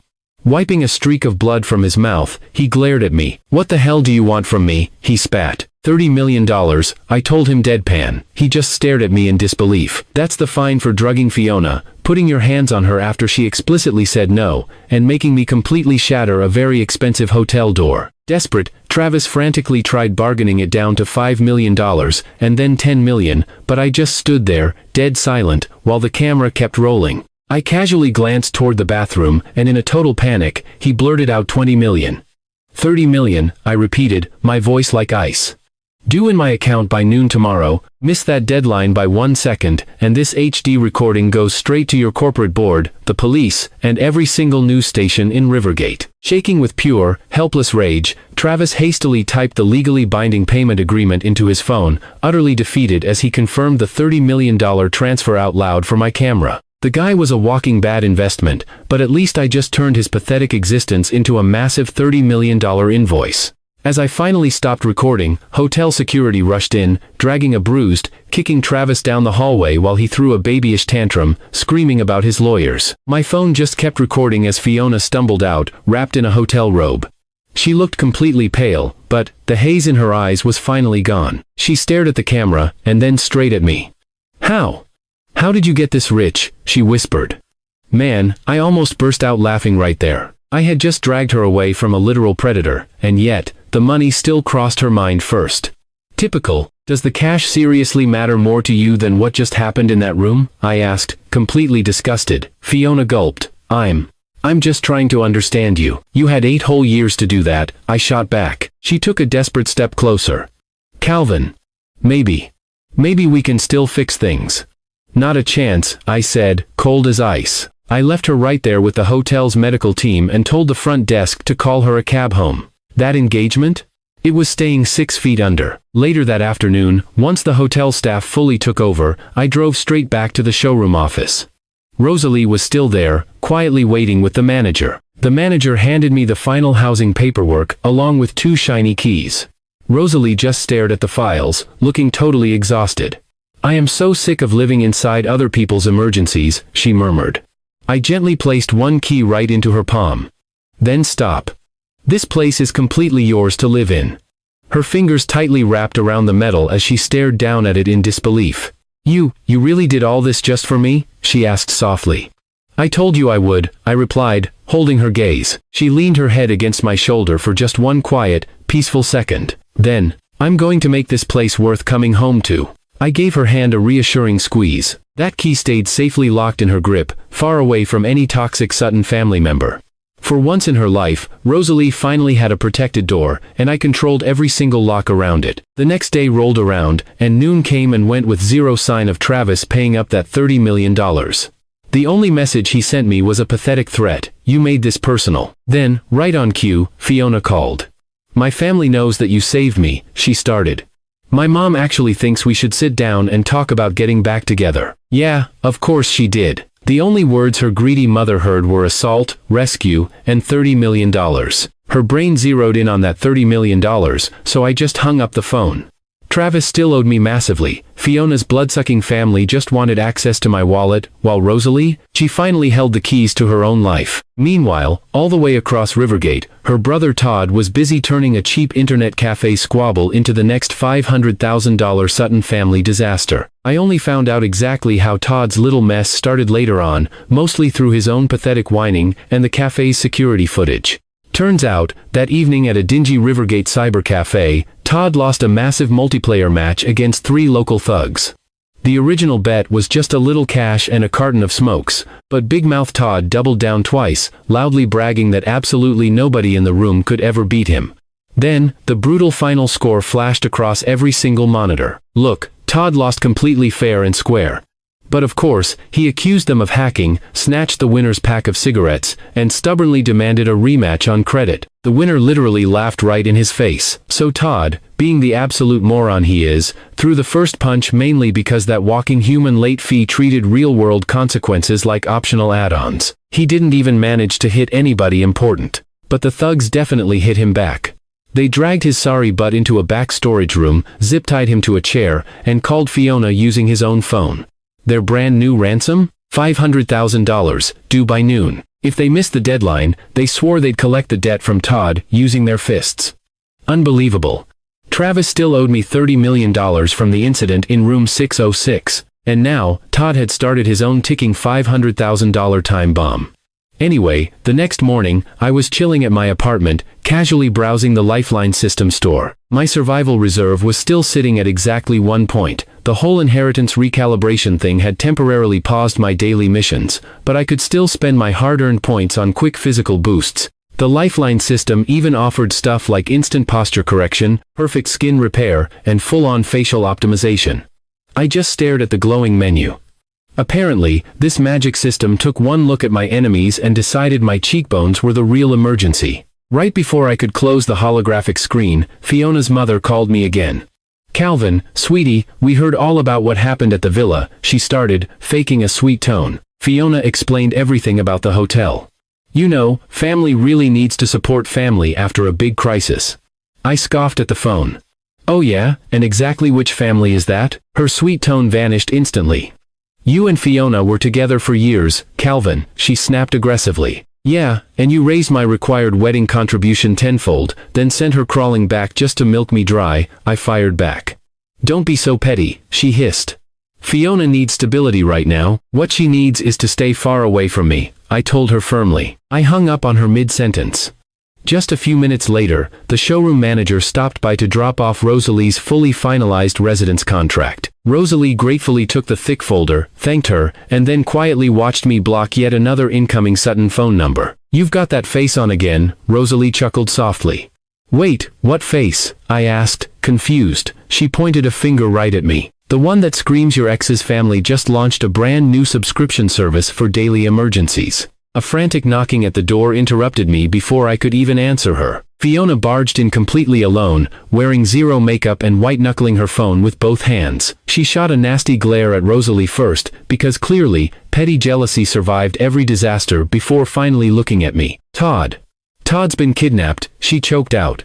Rosalie immediately lowered her housing contract, the playful mood instantly dead. Fiona frantically explained the stupid cafe fight and the $500,000 ransom, crying that the captors gave her until noon. "Just pay them, Calvin," she begged. "Please, no," I said flatly. Fiona's face twisted in pure shock. "But they're going to hurt him," she screamed. "They already did," I told her, unfazed. "If I pay them off, it just teaches that idiot to repeat the exact same lesson, only next time with a much bigger bill." Fiona stepped dangerously close. "I'll repay you, I swear." "With what exactly?" I challenged her. She squeezed her eyes shut and forced the words out. "With whatever you want. Even me." The entire room went dead silent. Honestly? All I felt was overwhelming disgust. "Your body is not a form of currency, Fiona," I growled at her. "And Todd does not get the right to sell you off just because he lost a stupid video game. Fiona's eyes filled with bitter tears. Fine, then just let him die. Out of nowhere, Rosalie turned to me. Calvin, you have to save him. Rosalie held my stare, her eyes completely unwavering. You can refuse to hand over the money. You can absolutely refuse Fiona. But please, do not refuse to save a human life just because the person is a piece of trash. Fiona snapped, this is family business. Rosalie stepped right up and faced her. You literally offered yourself as payment in his living room, she shot back. You lost the right to call anything about this normal. That finally shut Fiona up, and I grabbed my jacket. One condition, I told Fiona, my voice dead serious. After Todd is safe, every single tie ends. No more family claims, no more payment demands, and no more using me as your personal emergency wallet. Fiona nodded way too quickly. Fine, Rosalie gave her a piercing look. Say it clearly. Fiona clenched her jaw, visibly fuming. After Todd is safe. My family leaves Calvin alone. The promise sounded totally temporary, even as the reluctant words left her mouth, but I still needed to hear that condition spoken aloud, before I walked blindly into the next mess. I told Rosalie to stay home, and I went out alone. Right before noon, I reached the sketchy internet cafe and followed the muffled noise to a locked back room. A beefy guard stepped right in front of the door. Money first, he grunted. I didn't hesitate, I hit him once, hard, right under the ribs. He folded against the wall with a gasp, and I snatched the key from his limp hand. Inside, Todd sat tied to a flimsy chair, sporting a nasty swollen lip. 6 armed men surrounded him, and the lead thug holding a pool cue flashed an ugly grin. So, you brought the $500,000. I brought the person you called, I told him coldly. The thug threateningly lifted his pool cue. That isn't exactly payment, correct? I said, holding his gaze. The thug violently swung the heavy cue right at me. Instantly, the Lifeline system offered a short strength boost in exchange for my mission points. The rule was incredibly simple. The boost raised my physical force for just a few minutes, and then it completely ended. I quickly accepted it. Heat rolled fiercely through my shoulders, and I caught the swinging pool cue with just one bare hand. The thug's cocky smile vanished in a second. I pulled him forward sharply and drove him straight into the pool table with a loud, bone-crunching crash. 2 more thugs rushed me all at once. I easily lifted the first guy by his jacket and threw him violently into the second. A 4th man grabbed a chair and swung. I kicked it right back into his chest, sending him flying backward. The first wave went down incredibly fast because they had only prepared for a terrified payer, not an actual street fight. Todd stared at me, totally dumbfounded. Since when are you that freaking strong? Ever since dealing with your family became a full-contact hobby, I replied, tearing the heavy tape from his wrists. Todd slowly stood up, rubbed his sore arms, and looked around the wrecked room.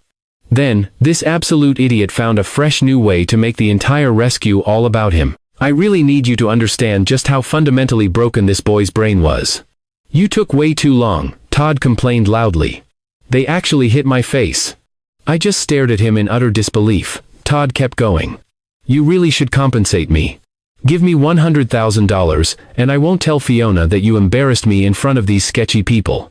I snapped and slapped him right across the face. Todd hit the wall hard and grabbed his stinging cheek. You came here to save me, he shouted, totally outraged. I did, I said, my tone ice cold. The rescue is completely finished. But the customer is clearly still defective. I pointed sharply at the door. Go home. Todd immediately threatened to tell his parents about this. Tell them you are alive, I fired back. Because that is the only profitable part of your stupid story. He barely reached the hallway when the rear entrance violently busted open. Travis walked right in, backed up by a much larger group carrying bats, metal pipes, and even one solid brick. He honestly looked way better than he deserved after what happened, back in room 606. I kept a car watching outside your building, Travis sneered. You led us straight here, you fool. Then he arrogantly spread his arms wide. No Ronan, no annoying reporters, and your little workers aren't here either. It is just you.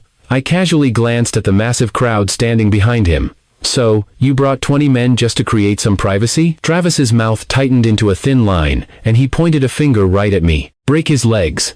I want him wide awake for the rest of this.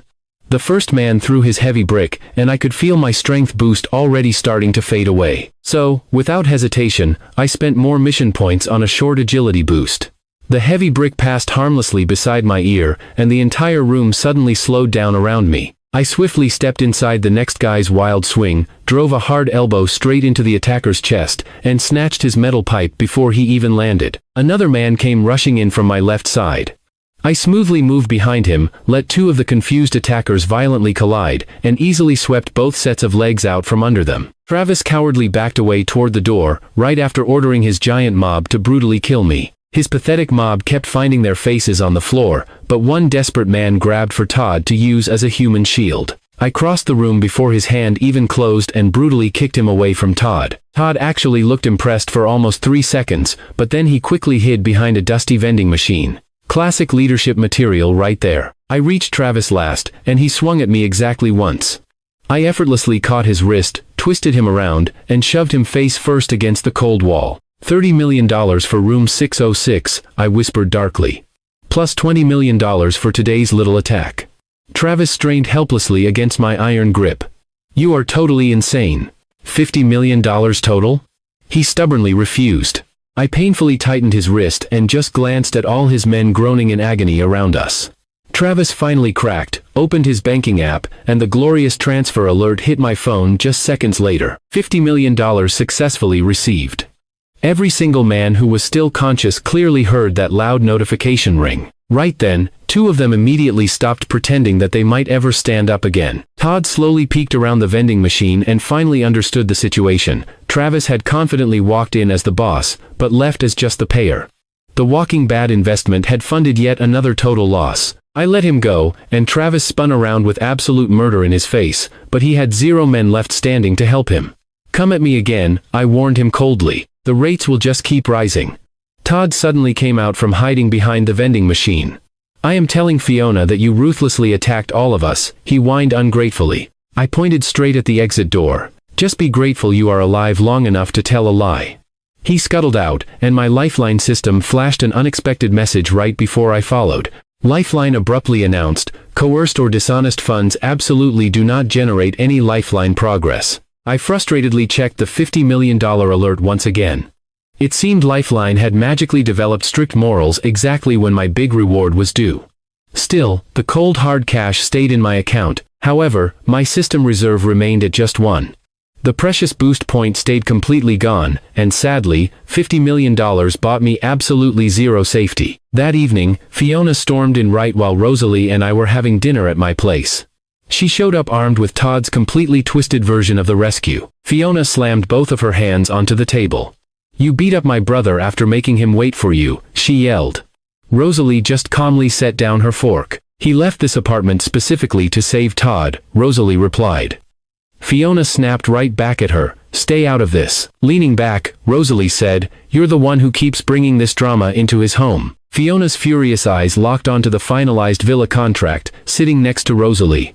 So, that's it, huh? She scoffed. You bought her a huge house, and now you're just showing off. Let me guess.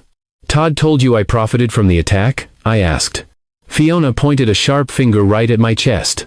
He said you took $50 million just because of me. I took it because Travis brought a literal mob, I fired back. Fiona stubbornly shook her head.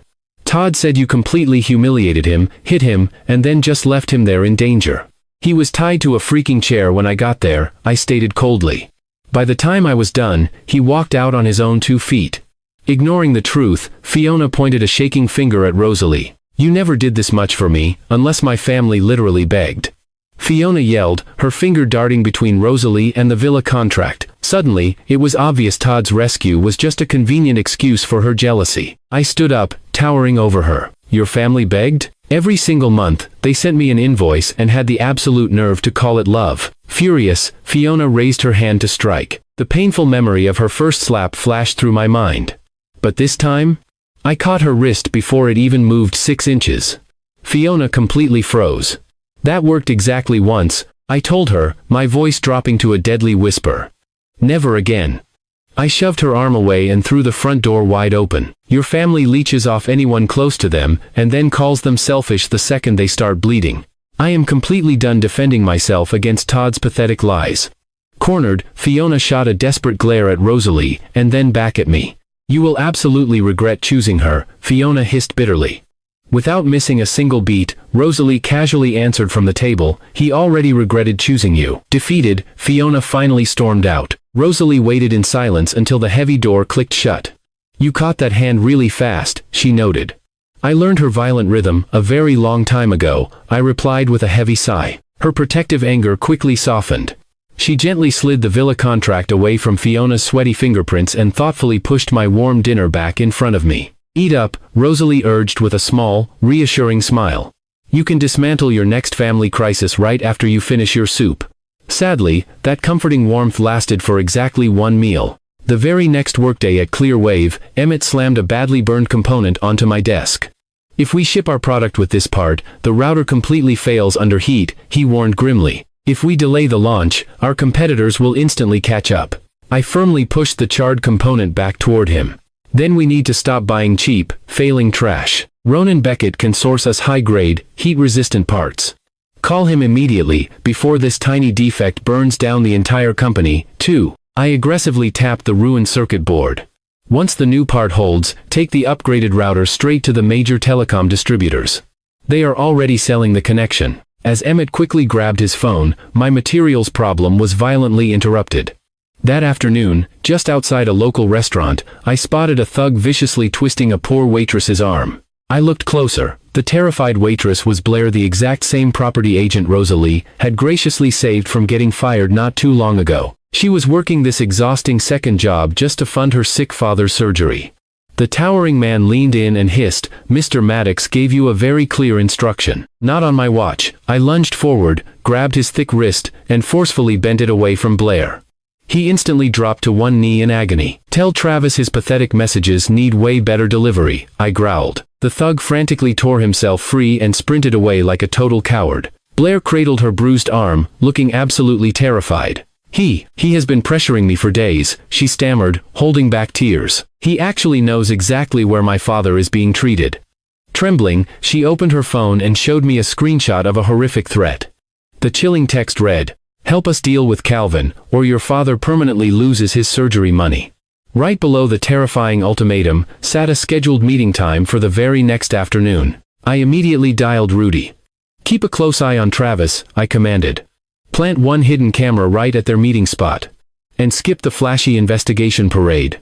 Rudy quickly answered, "Understood, boss." Travis had already lost every single direct fight against me.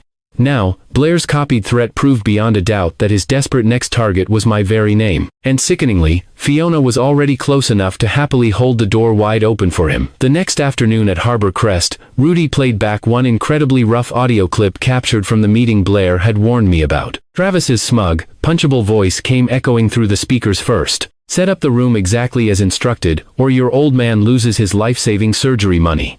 Blair's terrified voice asked what they were planning to do to me. Then, Fiona's icy voice answered, "Don't worry, I will personally lure Calvin to the restaurant. You only need to be waiting inside the hotel room right afterward."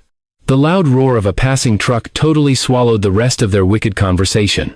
Good enough. I finally knew there was a deadly trap waiting for me, even if I couldn't see its entire shape yet. I had Dale quietly pay for Blair's father's surgery directly, and his successful confirmation text buzzed in my pocket exactly 10 minutes later. "Surgery fully funded," I muttered with a dark smirk. Now, the only remaining visible problem on the board was Fiona's obviously poisoned wine. The Lifeline system easily sold me a temporary toxin filter without even touching my 1-point emergency survival reserve. Turning back, I gave Rudy one final, strict command: keep the original recording secure. If they manage to move me, tell Rosalie exactly where I am, nothing else. The moment I call you, release the digital package. And honestly, that was more than enough. Let Travis arrogantly believe the grand stage still belonged to him. Just as predicted, the very next evening, Fiona texted me an invitation to the exact same restaurant where we once had our very first date. Returning to that nostalgic spot with the literal woman who had once put a price tag on my death? That was definitely a brand new personal record for absolutely terrible reunions. Fiona intentionally wore the stunning blue dress from our very first anniversary. I immediately recognized the emotional bait. As I finally reached the candlelit table, she stood up with a fake, gentle smile. "Thank you so much for coming," she murmured softly. "I was actually curious which version of you would show up." Fiona shyly looked down. "I was hoping for the one who wants to apologize." A suspiciously expensive bottle of wine waited right between us, and she quickly poured my glass first. Taking a sip, Fiona started reminiscing about our happy early years, long before her family's endless bills completely hijacked every single conversation we had. Playing the helpless victim, she shamelessly blamed her greedy family for all the financial pressure, and tearfully blamed Travis for cruelly manipulating her into betraying me. And then, the absolute audacity, she begged me for a chance to start over again. I sat there in silence and let her finish her little speech, mainly because villains always do their absolute best acting when they fully believe their audience is trapped. Your mother shamelessly raised her demands from $40,000 to $400,000, I said, my voice cold as ice. Todd treated my hard-earned salary like it was his own personal allowance.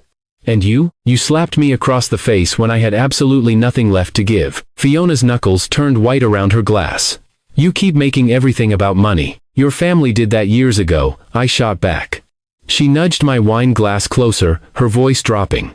Then let tonight be different. Suddenly, my Lifeline system flashed a blaring red warning right across my vision. Sedative detected. Toxin filter active. Physical threat neutralized. The system was doing its job.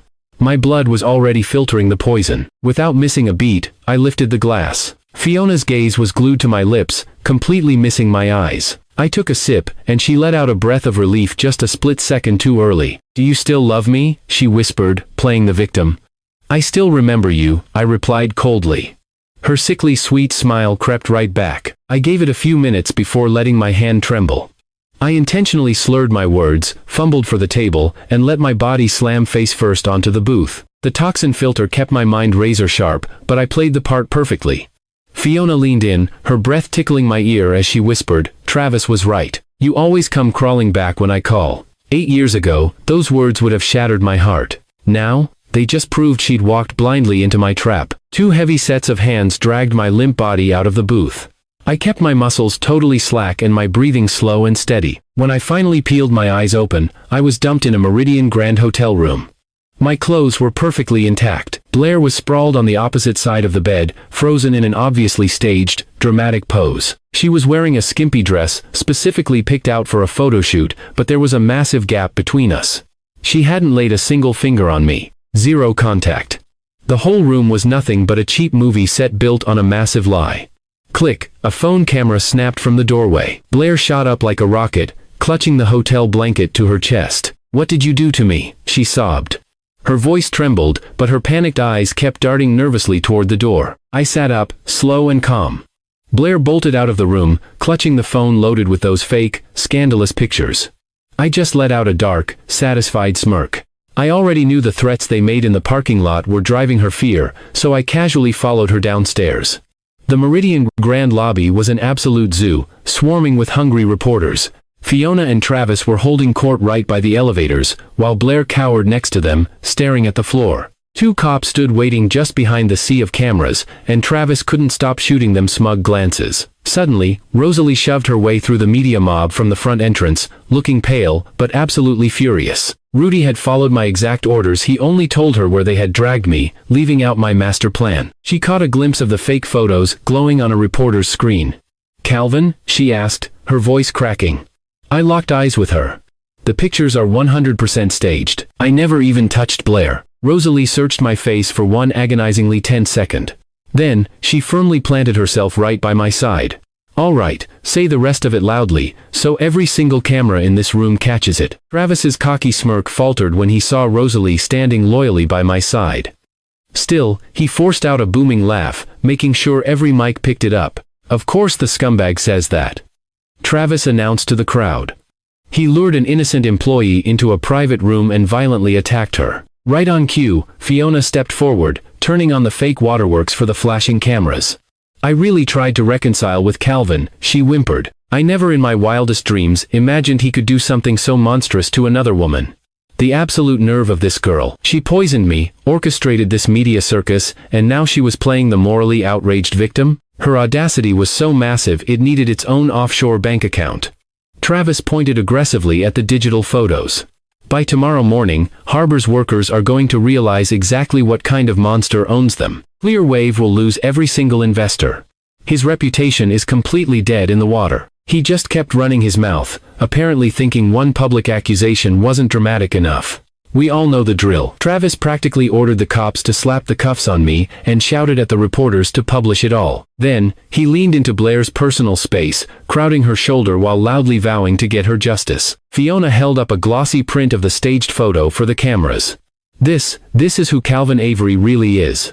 Travis jumped in. By sunrise, his precious companies will belong to his creditors. He had played judge, jury, and executioner, eagerly carving up my hard-earned assets before even checking if his microphone was hot. The entire lobby had become his personal theater. Perfect, I muttered. I tapped my earpiece and called Rudy.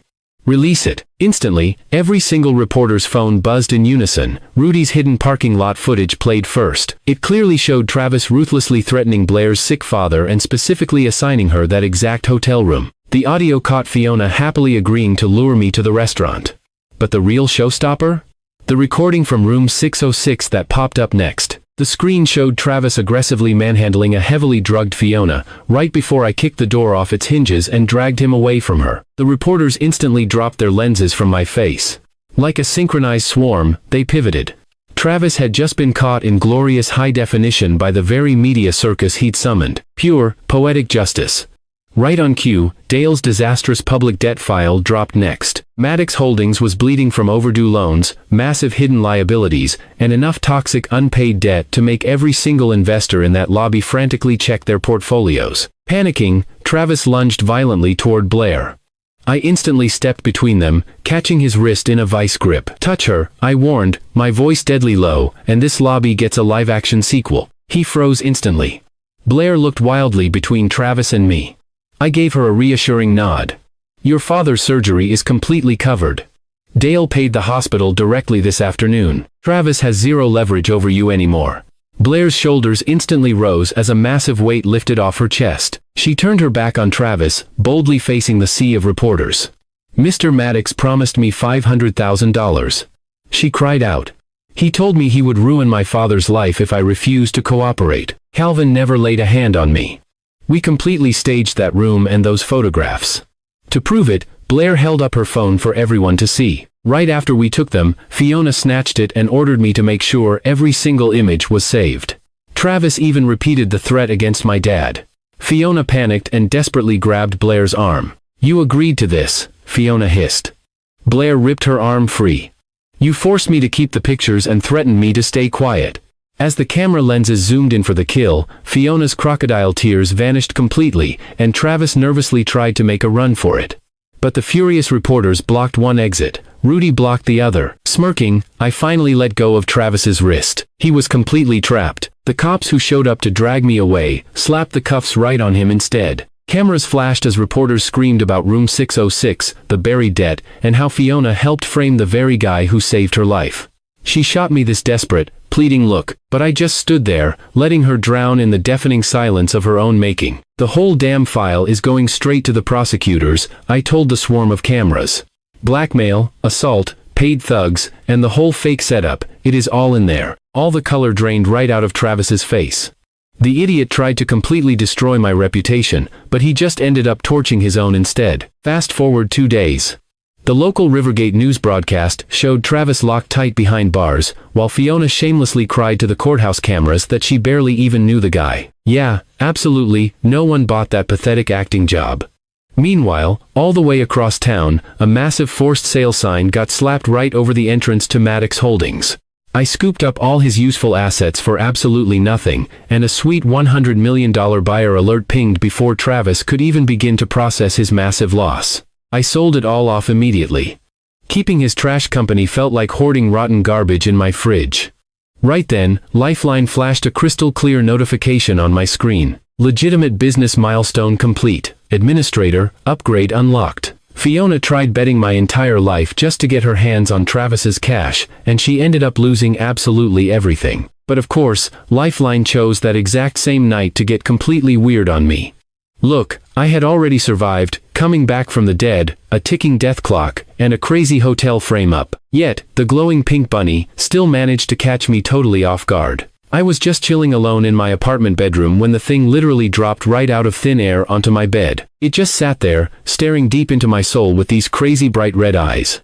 I stared right back at it. Lifeline upgrade complete, it announced. The bunny spoke in the exact same robotic system voice that had been threatening my life this whole time. Then, the little furball hopped right up onto my chest and actually tapped my cheek. Please rate your administrator 5 stars. The bunny chirped happily. I grabbed the thing right under its front legs. Are you kidding? You charged me insane fees, hit all the rules, and literally almost killed me. 4 stars remains an acceptable rating, the bunny shot back. Suddenly, blinding pink light flooded the whole room, and the bunny shape shifted right into a stunning woman sitting directly across my legs. She had long dark hair and fiercely sharp eyes. Let us just say her incredibly tight red dress completely short-circuited my brain at the absolute worst possible moment. Hey, in my defense, this new system update definitely came loaded with some seriously unfair, next-generation graphics. She leaned in dangerously close to me. Better interface. Definitely looks way more expensive, I managed to say. Right at that exact second, my bedroom door swung wide open. Rosalie was standing frozen in the doorway, holding 2 coffee mugs. She stared at the gorgeous woman sitting on my bed, and then her eyes locked onto the woman's hand resting gently on my shoulder. Rosalie barely managed to choke out one single sentence. Well, your security upgrades are certainly getting creative. Then she just completely fainted, hitting the deck before I could even move. But the woman was way faster than me. She caught Rosalie mid-air before her head could smack the hardwood floor, and gently pressed 2 fingers right against her temple. A warm, soft light washed straight through Rosalie's skin, and her eyes fluttered open. The woman flashed a proud smile. I repaired her, she announced. Yeah, well, you broke her in the first place. I snapped back. She placed a hand elegantly against her chest. My name is Zara. I am the physical embodiment of the Lifeline administrator system. Zara casually looked around my messy bedroom. I will be staying right here with you. Rosalie sat up slowly, rubbing her head. Wait, living where? Zara pointed a perfectly manicured finger right at me. Near the host. Rosalie glared at my bed. Okay, that answer definitely needs a lot fewer options. I quickly shoved Zara off my legs. Yeah, the couch has a spot for you. Zara immediately frowned. That is total 1-star behavior, she muttered. Unbelievable. The greediest, most demanding app in the universe finally gets a physical body, and her first order of business is leaving bad reviews on me. My phone buzzed before I could even try to explain this mess. It was a video call from Fiona, looking totally exhausted and absolutely furious. I could hear people loudly arguing in the background. Todd was screaming from somewhere off camera. You idiot, you lost Travis and every single dime of his money. Then came Fiona's father, Bart. Then you better go find another rich guy and fix this mess, he yelled. Fiona angrily turned the camera back to her own face. My father says I cost our entire family, Travis's fortune. Todd says I completely destroyed his future. For once in her miserable life, her rage was actually aimed at her own toxic family. But then, she violently flipped that anger right back onto me. You practically helped Travis frame me. I just told the truth, I shot back. Fiona totally snapped. You destroyed absolutely everything, she screamed. No, you built the bomb. I just finally let it detonate, I replied coldly. Fiona's face turned completely ruthless. Whatever. I do not need you anymore. Suddenly, the phone screen glitched and went dark for a split second, and Zara's playful smile instantly vanished. A creepy, thin black distortion wrapped right around Fiona's image on the screen, then slithered away, vanishing deep into her shadow. The call abruptly dropped dead. What the hell was that? I asked, a chill running down my spine. An outside contract, Zara replied, her voice dead serious. Hostile terms currently unknown. And that was literally all the information she was willing to give me. Fiona had lost her rich boy Travis, but it looked like she just gained some dark, twisted power I could not even begin to understand. Rosalie just stared back and forth between the two of us. Calvin, you better start explaining right now. So, I finally gave her the absolute truth. I told Rosalie how I literally died, got thrown back in time 8 whole years, and somehow awakened this crazy Lifeline system. I explained the terrifying death clock ticking down, the insane missions, and exactly why losing just one single survival point still scared the absolute living hell out of me way more than making $50 million ever excited me. Rosalie's face went completely ghost white, but Zara suddenly cut right in. Warning, unauthorized knowledge creates critical system risk. Memory correction protocol is now required. Hell no, I shouted, lunging forward.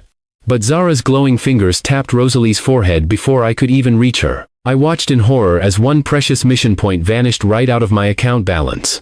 Rosalie blinked hard, shaking her head. The system had wiped the heavy stuff, but she still remembered Zara as my totally eccentric new assistant who could somehow turn into a pink bunny. She remembered all the intense company takeovers, the massive luxury villa, and every single crazy business choice she had watched me make. But the time reset, the deadly lethal missions, and all that terrifying hostile contract stuff? Totally wiped from her brain. I glared furiously at Zara. If you ever do something like that again without my permission, I swear I will drop your rating way below 0. Zara just flashed this maddening, totally unbothered smile. Sorry, negative ratings are not currently supported by the system. Yeah, of course they were not. Typical. Travis had tried his hardest to steal my hard-earned reputation, and it landed him straight in a cold prison cell. But the very next guy? He smiled right in my face, firmly shook my hand, and tried to totally steal my damn luck. The next morning at my apartment, Zara flat out refused to let me walk out the front door without her trailing right behind. It turns out her annoying distance tether was fully active as long as the Lifeline connection remained stable. The magical tether between us was absolute torture. If I wandered even a few feet too far, the system violently yanked her right back to my side. I decided to test my luck in the hallway, but the second my foot hit the stairwell, a blinding pink light erupted. Bam! Zara slammed directly into my chest, her arms instinctively wrapping tight around my neck. My neighbor across the hall dropped his morning paper in pure shock. Zara just gave a smug little smile. Well, proximity range confirmed. I awkwardly peeled her off and set her back on her feet. Clearly, personal space wasn't an option anymore. Zara just shrugged. System priority, Calvin. The neighbor didn't say a single word, just slowly backed away and shut his door. I had narrowly avoided giving my apartment building another wild explanation they definitely didn't deserve. But the tether issue meant one thing: we desperately needed to get her some normal clothes. Zara glanced down at the dangerously tight red dress the system had spawned her in. What? You don't like my look? She teased. Is the interface a little too distracting for you? Ronan Beckett is expecting a professional business meeting today, I reminded her. Zara leaned in closer, a playful glint in her eye. So, you did notice. Look, in my defense, the latest system update came with insanely unfair graphics and absolutely zero modesty settings. After an hour of emergency shopping, Zara confidently stepped out of a high-end boutique rocking a sleek black dress and a sharp little coat. She did a quick twirl on the sidewalk. Well, is this better? I gave her a long look. Definitely more expensive. Zara's smile widened. A 5-star answer. Great. The greediest digital companion alive had just discovered the joy of retail therapy. My odds of surviving this second life were getting insanely complicated. Later that afternoon, Zara and I strolled into an ultra-exclusive private car showroom. Ronan had personally invited me down to inspect a luxury coupe and hash out the disaster with Clearwave's burned components. Ronan wasn't just anybody. He was the Beckett family's cold-blooded materials heir, the exact same guy who had forced Travis to honor our ridiculous wager. I found him standing next to a sleek coupe, clutching a thick folder under one arm. There was another guy hovering nearby, aggressively dangling the keys and interrupting every word Ronan said. The Keats family lunch starts in exactly 20 minutes, the guy barked at Ronan. My father expects you to be there. Ronan just hit him with the flattest, most unimpressed glare imaginable. I'm pretty sure your father can survive one meal without babysitting mine, Ronan shot back. The guy took a hostile step forward. The supply agreement comes first. I raised an eyebrow and looked over at Ronan. Hey, Ronan, I smirked. Does your driver always try to micromanage your meal schedule? Ronan's mouth twitched into a tiny smirk, while the guy with the keys completely froze in anger. Ronan finally introduced us. Calvin, meet Dorian Keats. His family runs Keats Cellars. He also happens to have a weird obsession with controlling other people's daily schedules. Dorian aggressively shoved the car keys at a nearby salesman like the metal had personally insulted him. He turned his cold eyes on me. Calvin Avery, Dorian sneered. The arrogant kid who bought out Harborist. You've had a ridiculously lucky week, haven't you? He shoved his hand out. I accepted the handshake, but immediately, his grip locked onto mine like a vice. He refused to let go. An unnatural, freezing cold shot straight through my palm, and my vision totally blacked out for a split second. My fortune sight triggered violently on its own, revealing a glowing golden thread of energy being violently ripped from my wrist directly into Dorian's fingers. A nasty, victorious smile spread across Dorian's face. Ronan instantly noticed the prolonged handshake and frowned. Dorian. Let him go. But Dorian completely ignored him, his fingers digging into my bones. I'm just congratulating the guy, he mocked. Some men clearly need a little help understanding real pressure. The glowing gold current of my stolen luck grew thicker, and a sickening wave of nausea violently twisted my stomach. His invisible attack was doing serious damage. His arrogant smirk told me he fully expected me to pass out and blame the bright lights, the stuffy room, or my dangerously low survival points. Before I could collapse, Zara quickly closed the gap between us and locked both of her hands tightly around my forearm. She pressed herself against me so closely that even Ronan raised a questioning eyebrow. Calvin, darling, Zara purred smoothly. You explicitly promised me a nice car and a movie date. But underneath the flirtation, she urgently whispered right against my shoulder. Break contact now. He is literally stealing your luck. I gritted my teeth and forcefully wrenched my hand out of his grip. The golden current abruptly snapped, and Dorian's smug smile instantly vanished. I rubbed my throbbing palm, staring him down. That's a really interesting handshake you've got there. Do all Keats Sellers deals come packed with shady hidden ingredients? Dorian's eyes narrowed into dangerous slits. Watch your mouth, kid. Be very careful. But I wasn't scared. I clearly remembered the massive public scandal that destroyed him in my first timeline. Back then, state investigators had completely raided Keats Sellers, exposing how his family secretly relabeled garbage cheap bulk wine and sold it as expensive reserve stock. The entire family lost their distributors, their liquor licenses, and every single shred of their pride. I looked Dorian dead in the eyes. Why don't you go ask your father why those unmarked tanker trucks always arrive behind your winery right after midnight? And while you're at it, ask him exactly what's going to happen the moment the state lab actually tests the contents of those fancy reserve bottles. Dorian physically flinched, heavily exhaling a breath he didn't realize he was holding. Ronan sharply turned his head toward the air. Dorian. Is there something important I should know about? Dorian's voice dropped to a desperate, panicked whisper. Don't listen to him, he's totally bluffing. I crossed my arms.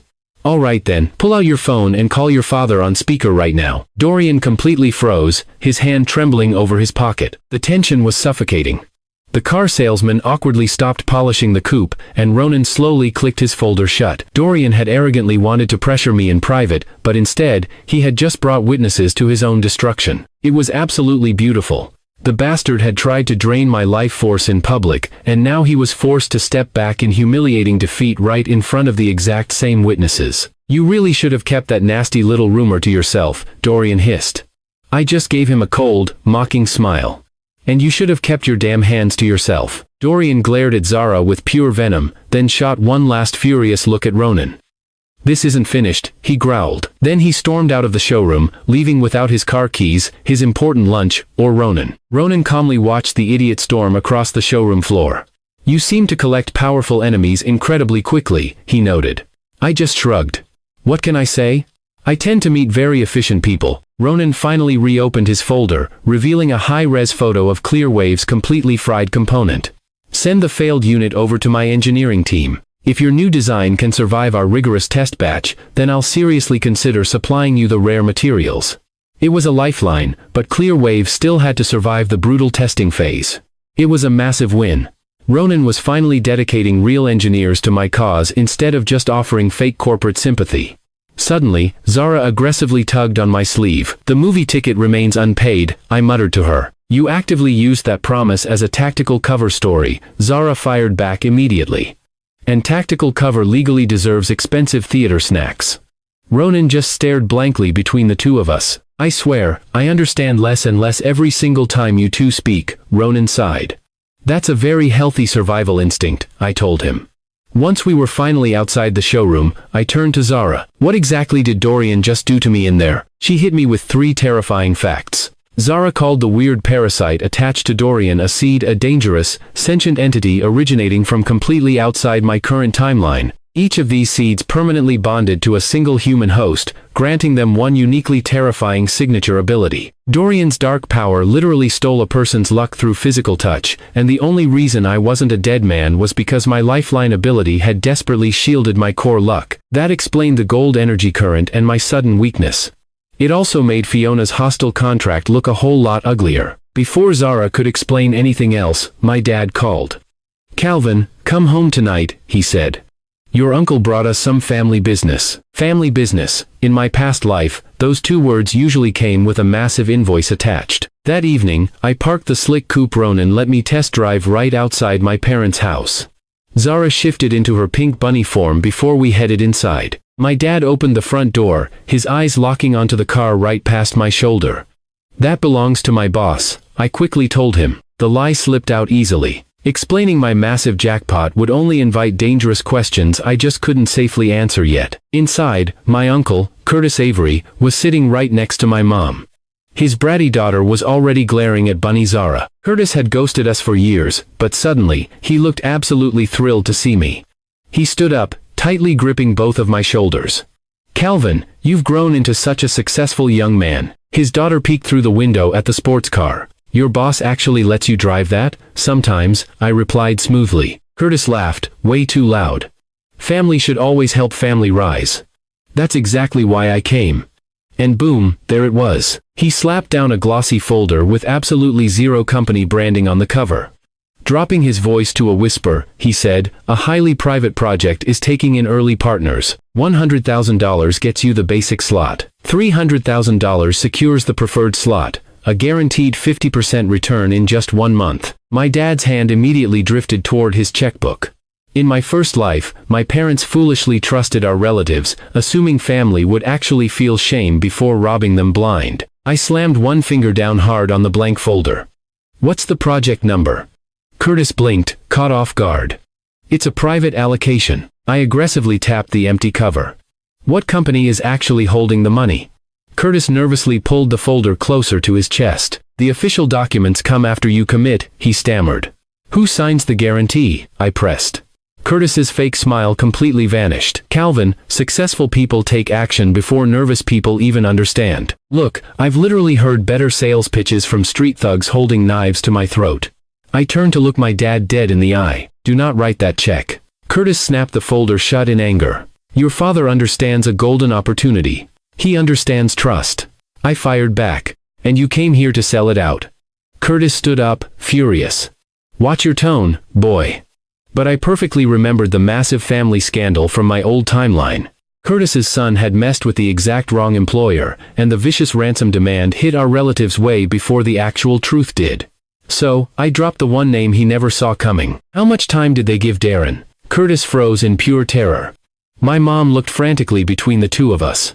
I kept my eyes locked dead onto Curtis. Your idiot son got involved with his boss's girlfriend. And now, somebody wants $300,000 to keep the whole problem quiet. All the color drained instantly from Curtis's face, and that stupid glossy folder slid right out of his trembling hands. My dad slowly, silently closed his checkbook.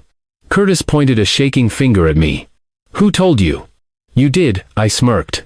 Your face has terrible security. While Curtis screamed, demanding to know my source, his spoiled daughter reached out and yanked Bunny Zara by both ears. Zara immediately bit her finger hard. The girl yelped in pain and dropped her. That animal is vicious. Curtis's daughter bawled.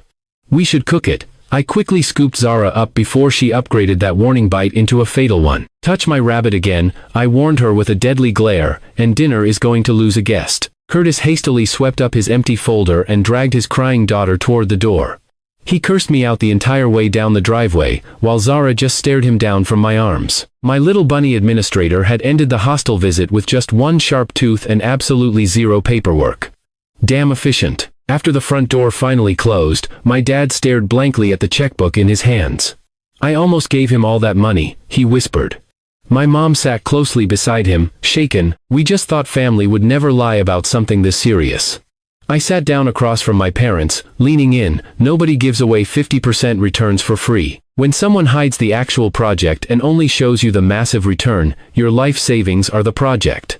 My dad nodded slowly in realization. He had once prayed for enough money just to save my future. Uncle Curtis had nearly turned that beautiful trust into just another crushing debt. But not this time. This time, the money stayed safely in my parents' bank account. My phone buzzed right before I left the house. Fiona had sent me a video. Apparently, her new money only counted if I was forced to watch her spend it. Todd was leaning cockily against a brand new car, grinning like an idiot at the camera. The human late fee had officially acquired wheels. Fiona smugly held up a bank transfer confirmation for $300,000.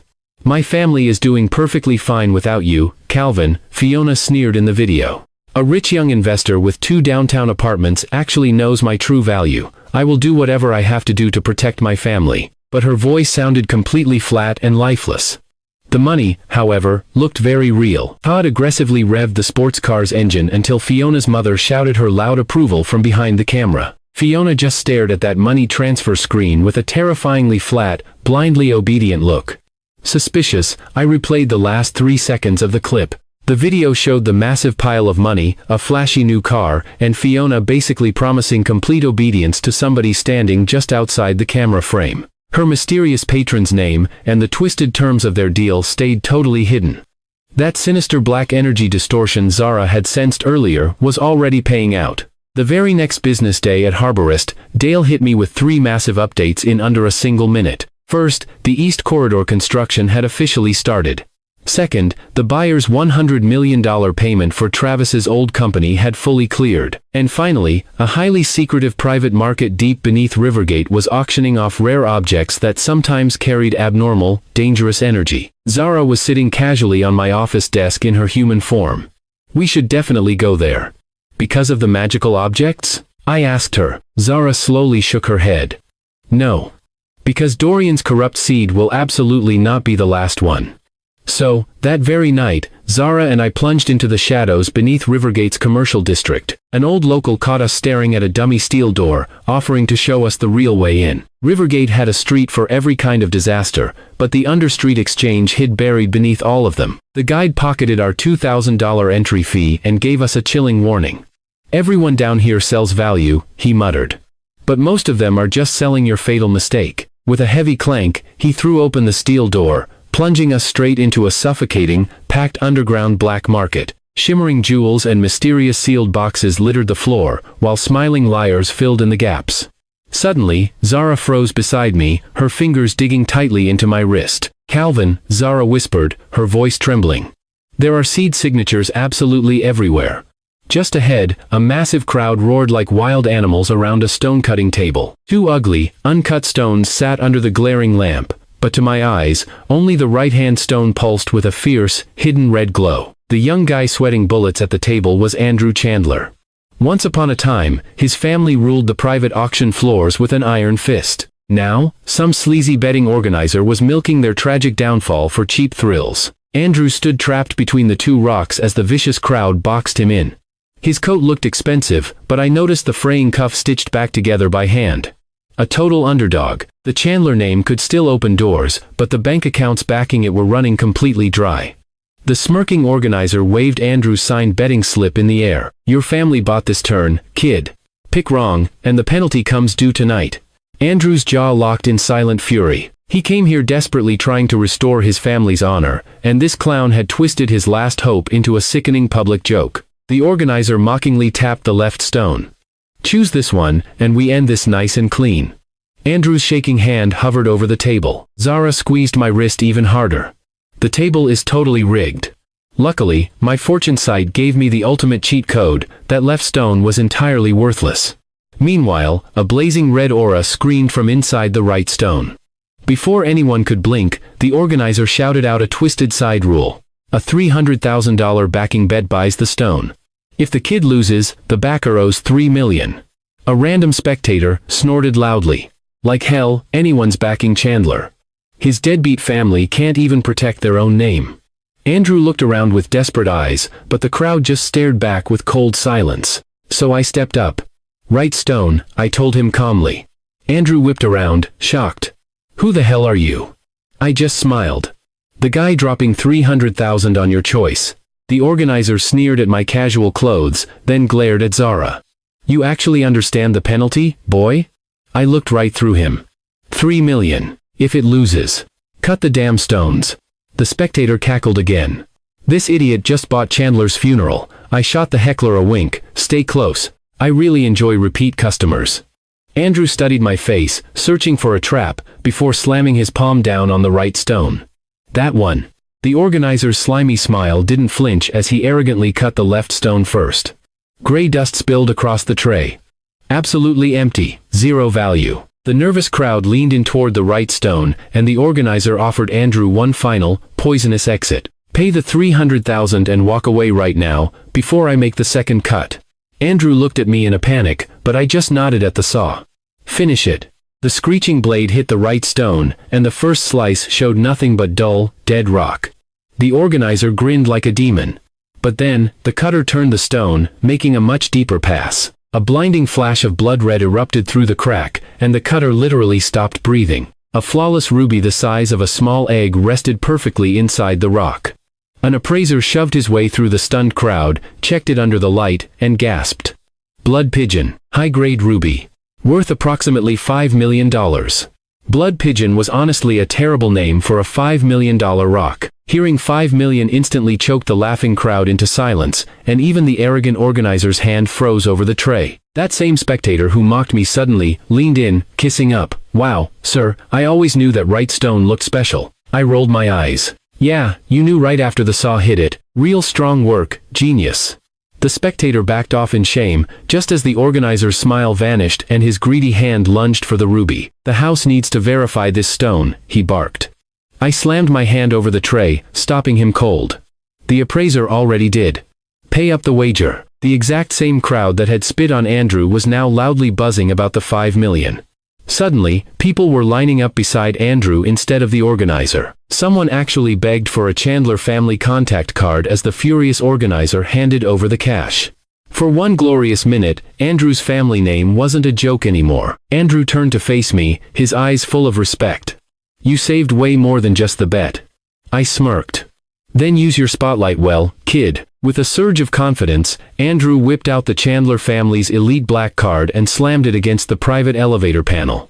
Only 3 black cards in existence could open that VIP level. It belonged to the market runners, the unknown shadow factions, and the Chandlers. The snooty host instantly dropped his arm and held the door wide open for the guy he had just treated like trash. As the glass elevator shot upwards, Andrew gave me the only golden rule that mattered up here. Every single spoken bid is absolutely binding. Pay within 3 days, or the understreet records your debt in blood and bans you for life. The appraiser officially sealed my ruby at 5 million just as I crashed into the plush seat beside Andrew. That's when Dorian swaggered in with 2 massive guards and his usual punchable smile. Looks like little Chandler found a sugar daddy. Andrew just flashed his black card like a boss. No, I found a VIP guest. The auction kicked off with a so-called lucky vase, practically dripping in cursed black fortune smoke. I kept my paddle down, chuckling as some other sucker bought himself a shiny new nightmare. Then, my precious ruby hit the center stage, and the auctioneer kicked things off at 5 million. Dorian smugly checked to make sure the whole room was watching before lazily raising his paddle. 20 million. Without missing a beat, I shot my paddle into the air. 50 million. Andrew leaned in, sweating. Dude, the stone is only worth 5. I just grinned like a madman. Yeah, I heard the appraiser the first time. Dorian countered with 100 million. Several bidders slowly lowered their paddles. One guy whispered that the Keats heir always got exactly what he wanted in this room. Dorian heard him, flashing an arrogant smile, but I raised the stakes again. 200 million. The room stopped treating the lot like a simple piece of jewelry. Dorian glared at me across the aisle. You can't afford this game. I answered him, then completely stopped giving him any attention. His jaw tightened in anger. 300 million, Dorian called out. I casually lifted my paddle. 500 million. Andrew frantically caught my sleeve. Calvin, if you win your own lot, the massive settlement fee still applies. I smirked. Then I should definitely avoid winning. Andrew just stared at me. He knew exactly where this was going. Dorian had already lost face to me back in the showroom. Now, every single bidder was watching us.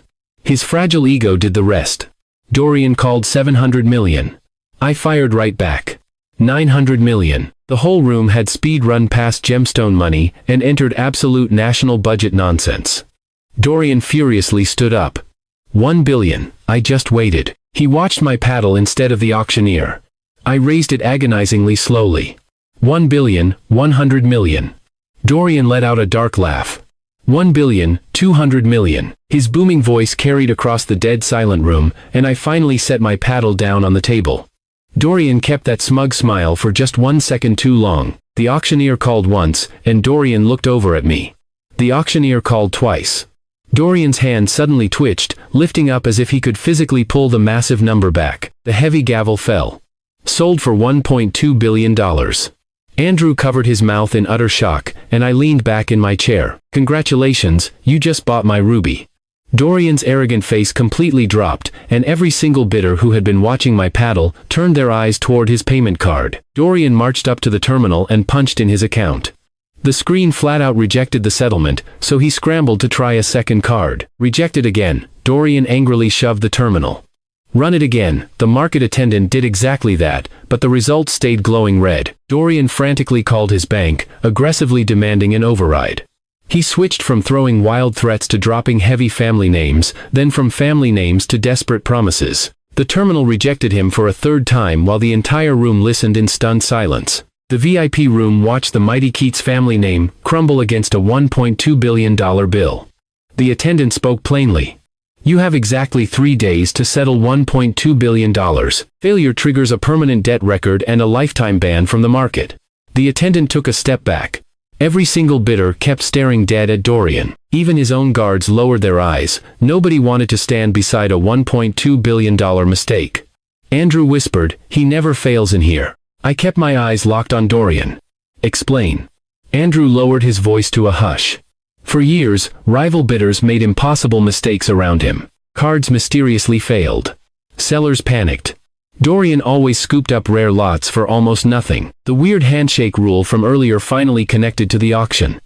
The dirty pattern fit perfectly. Dorian had definitely been touching his rivals before they bid, letting his stolen luck completely wreck them at the terminal. But Lifeline's protection had totally blocked his little trick, and his actual money couldn't even dent the massive bid his own arrogance created. Dorian whipped around from the terminal and pointed a violently shaking finger right at me. Outside, he snarled. I laughed. You already bought the stone, pal. The conversation is free. He stormed out with both guards in tow, the entire audience watching his humiliating walk of shame. Nobody followed him. Just an hour earlier, this very same crowd had openly mocked Andrew's declining family. Now, the whole VIP room had watched Dorian buy $5 million worth of ruby for $1.2 billion. He was totally cooked, and his receipt had a ticking 3-day clock on it. After that crazy payment ultimatum, Andrew led Zara and me toward the exit. But Dorian was blocking the dark alley beyond the underground steel door. His guards fanned out behind him. Dorian started to yap. You have absolutely no idea what the Keats family can do. I decked him right in the jaw before his empty threat even found a second sentence. His head snapped sideways, and one guard rushed me from the left, swinging a heavy metal baton. I easily stepped outside his wild swing, drove my shoulder hard into his chest, and sent him crashing straight into the brick wall. The second guard grabbed Zara's arm, but she swiftly twisted free and shattered his knee with a brutal kick. Dorian lunged at me while my back was turned, catching my wrist with both hands. A freezing cold struck even harder than it had back in the showroom. Strands of gold light pulled toward his greedy palms, and that arrogant smile returned to his bruised face. But this time, I knew exactly how this game was played. I locked my fingers like a steel vise around his wrist and held him tightly there. Calvin, let him go, Zara warned. The golden current suddenly stopped, then violently reversed. A pitch-black thread tore straight out of Dorian's palm and surged right into mine. The alley lights violently flickered. Dorian's nearest guard clumsily stepped on his own dropped baton and slammed headfirst into the wall. The second guard blindly reached for me, missed entirely, and snagged his sleeve on the jagged steel door. All the color drained from Dorian's terrified face. The strength completely left his arms first, and his weak knees hit the hard pavement next.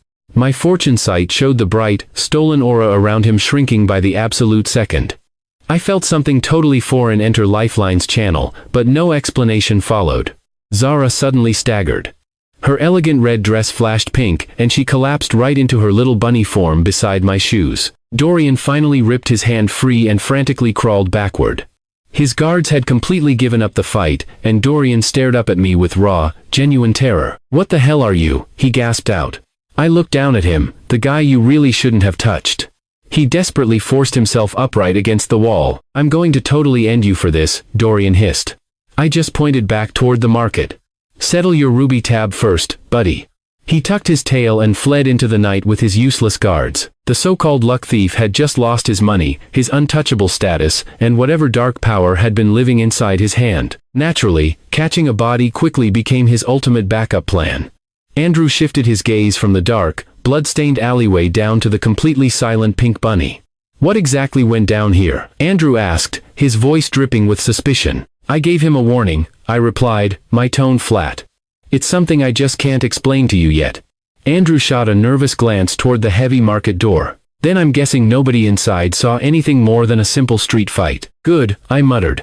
Andrew actually covered for my little secret without even trying to charge me a fee, and instead, he reached out and handed me a sleek business card. "The elite Chandler family desperately needs someone with your exact skills, someone who can actually read hidden treasures. Work with us," he urged. "Name your price. I already own one massive company and completely fund another. I really don't need a third job tying me down," I told him coldly.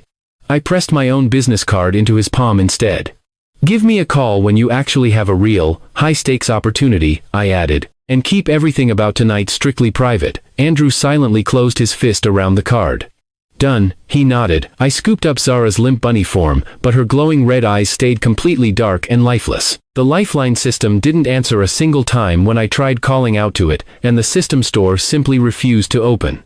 My fortune sight ability just flickered weakly for a second before dying out completely. Even my usually reliable distance tether stayed dead silent because Zara's entire system channel had shut itself down completely. For 3 agonizing days, my snarky little bunny administrator didn't speak a single word. The Lifeline system had aggressively devoured Dorian's power and still had the nerve to send me the massive bill anyway. I carried Zara all the way home with one terrifying question getting heavier and heavier with every single block I walked. Just what kind of monstrous energy had I actually absorbed, and what kind of chaos would happen before she finally woke up? 3 days after that chaotic auction, I was back at my cramped apartment with Rosalie and the completely silent bunny, Zara. Zara still hadn't spoken a single word to me.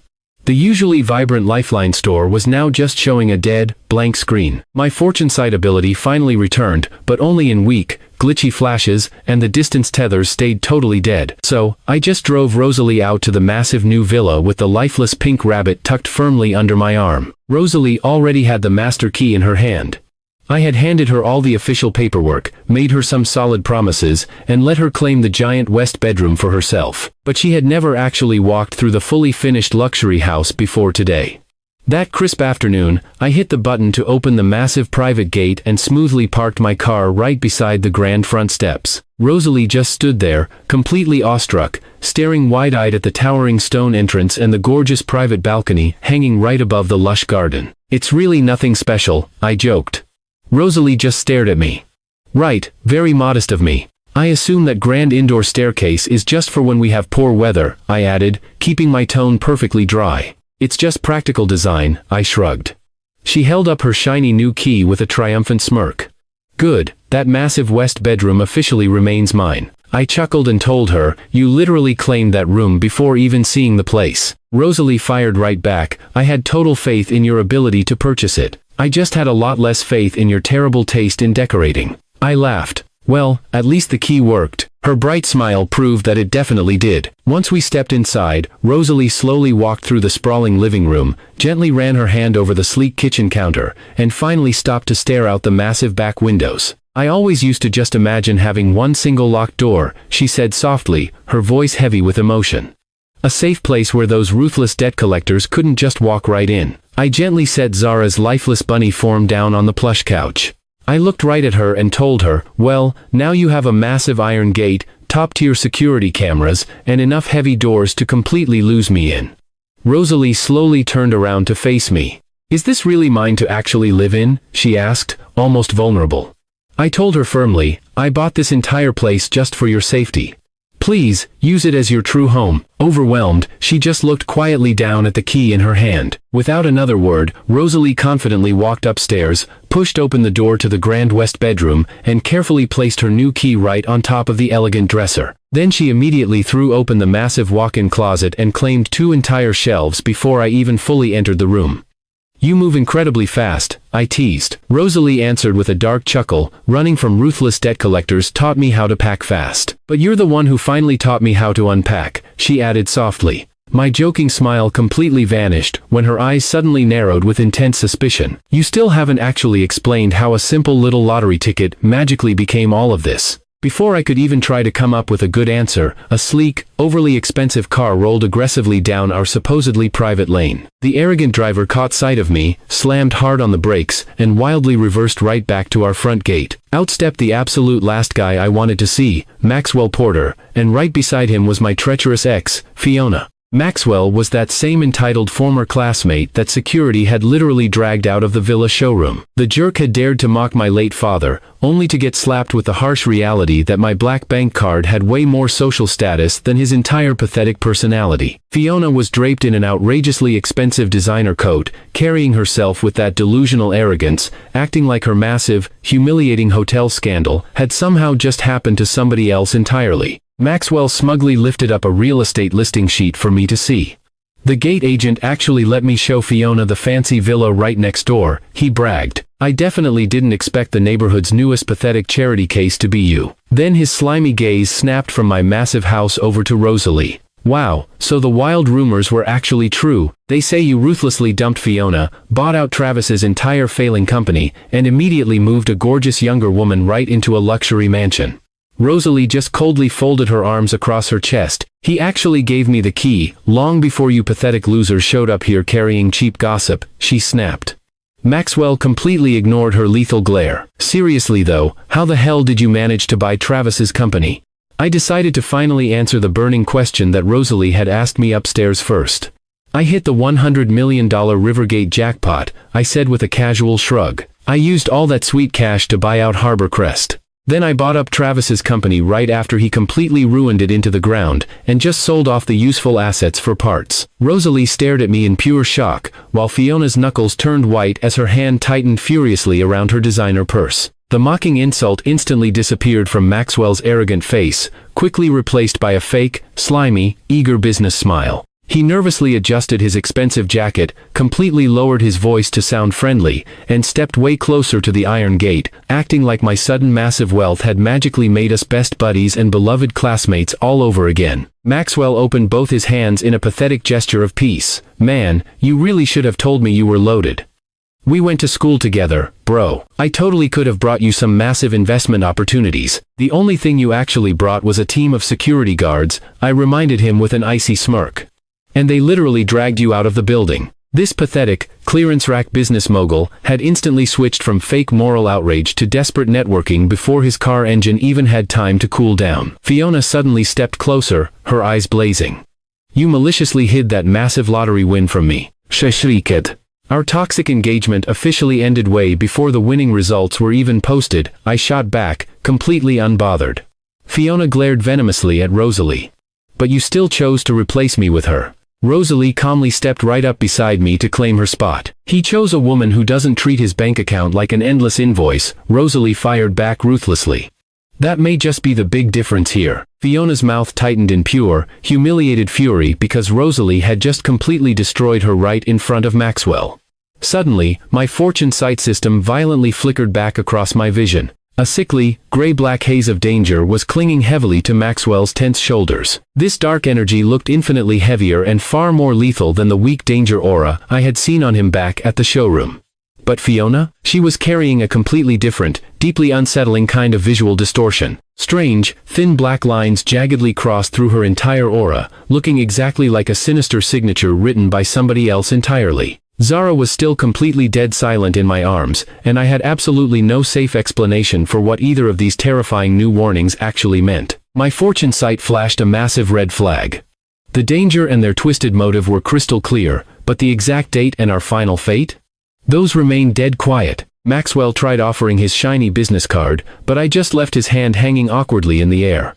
Fiona yanked him back toward their car, though her eyes stayed completely glued to Rosalie's key. Maxwell let her drag him about 2 steps before he abruptly spun around, desperately asking if Harborist needed any outside partners. It needs people who can actually finish a conversation before completely swapping personalities, I shot back smoothly.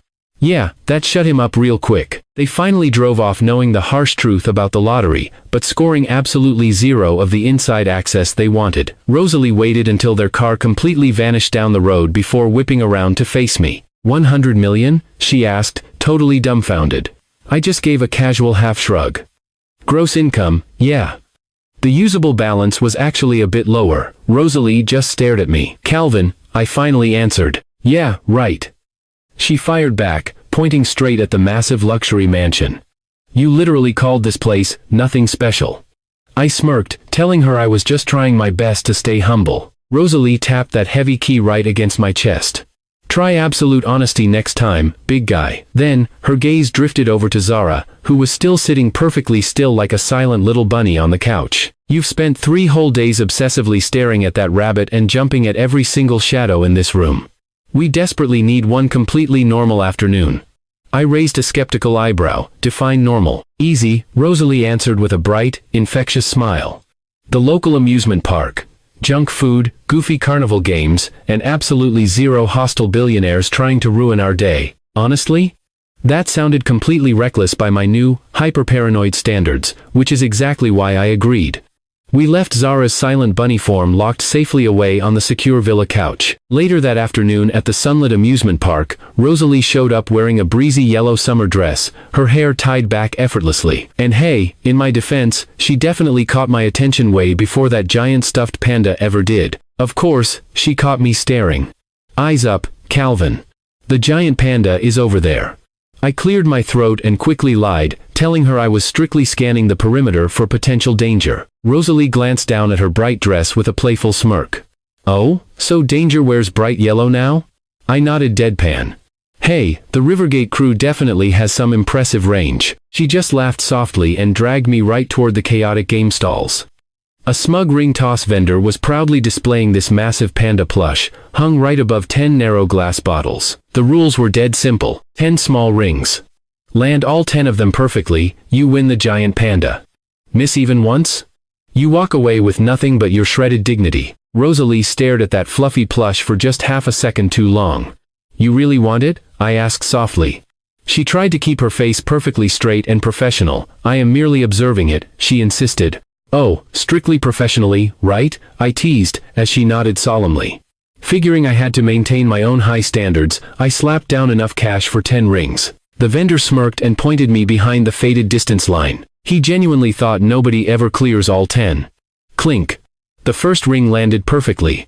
Then the second. By the time I sank the 5th, the thick crowd walking past had literally stopped in their tracks to watch. By the 9th ring, the heavily sweating vendor already had both his hands clutching the panda in sheer panic.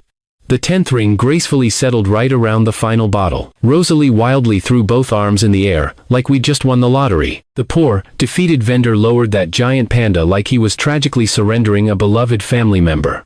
Just take it, he grumbled bitterly. And please, do not ever play at my booth again. I proudly handed the massive plush over to Rosalie, and she immediately squeezed it tight against her chest. Easily, my absolute best irresponsible purchase so far, I told her. Though the luxury villa might be a little offended. Rosalie just laughed, squishing the panda's soft head. Well, the villa doesn't have these cute fluffy ears. Honestly, that stuffed bear had way better romantic timing than I ever did, which was genuinely a tragic new personal record for me. We were riding that amazing high, making it barely halfway toward the greasy food stalls, when Rosalie suddenly froze dead in her tracks. A terrified park worker, still half stuck inside a heavy bear costume, was being brutally dragged behind a rusted service gate by 2 large thugs. As the heavy mascot head violently slipped off, revealing her face, all the color instantly drained from Rosalie's cheeks. Oh my God. That's Celia Morton. Rosalie gasped, her voice violently trembling. She was my senior in the music program. She just vanished right after graduation. Up ahead, one of the goons ruthlessly shoved Celia toward a sketchy, idling van. Rosalie frantically ripped her phone right out of her purse. I'm calling the cops, she whispered fiercely. Just then, a terrified bystander reached out and gripped my sleeve tight. Don't bother, the guy warned shakily. Those monsters have snatched girls here before. They always peel out of here way before the officers ever arrive. He didn't even get to finish his panicked sentence before I aggressively bolted forward. The first kidnapper was fully expecting me to boldly rush the van door, so I completely faked him out, slicing right between his massive frame and Celia. Furious, he ripped out a heavy metal baton and swung it viciously straight at my skull. I coldly read the dip of his shoulder, ducked right inside the dangerous arc of his swing, and buried my fist incredibly deep into his ribcage with a sickening crunch. He instantly folded in half, slumping hard against the dirty van. The second thug lunged, snatching the back of Celia's bulky costume to violently yank her away.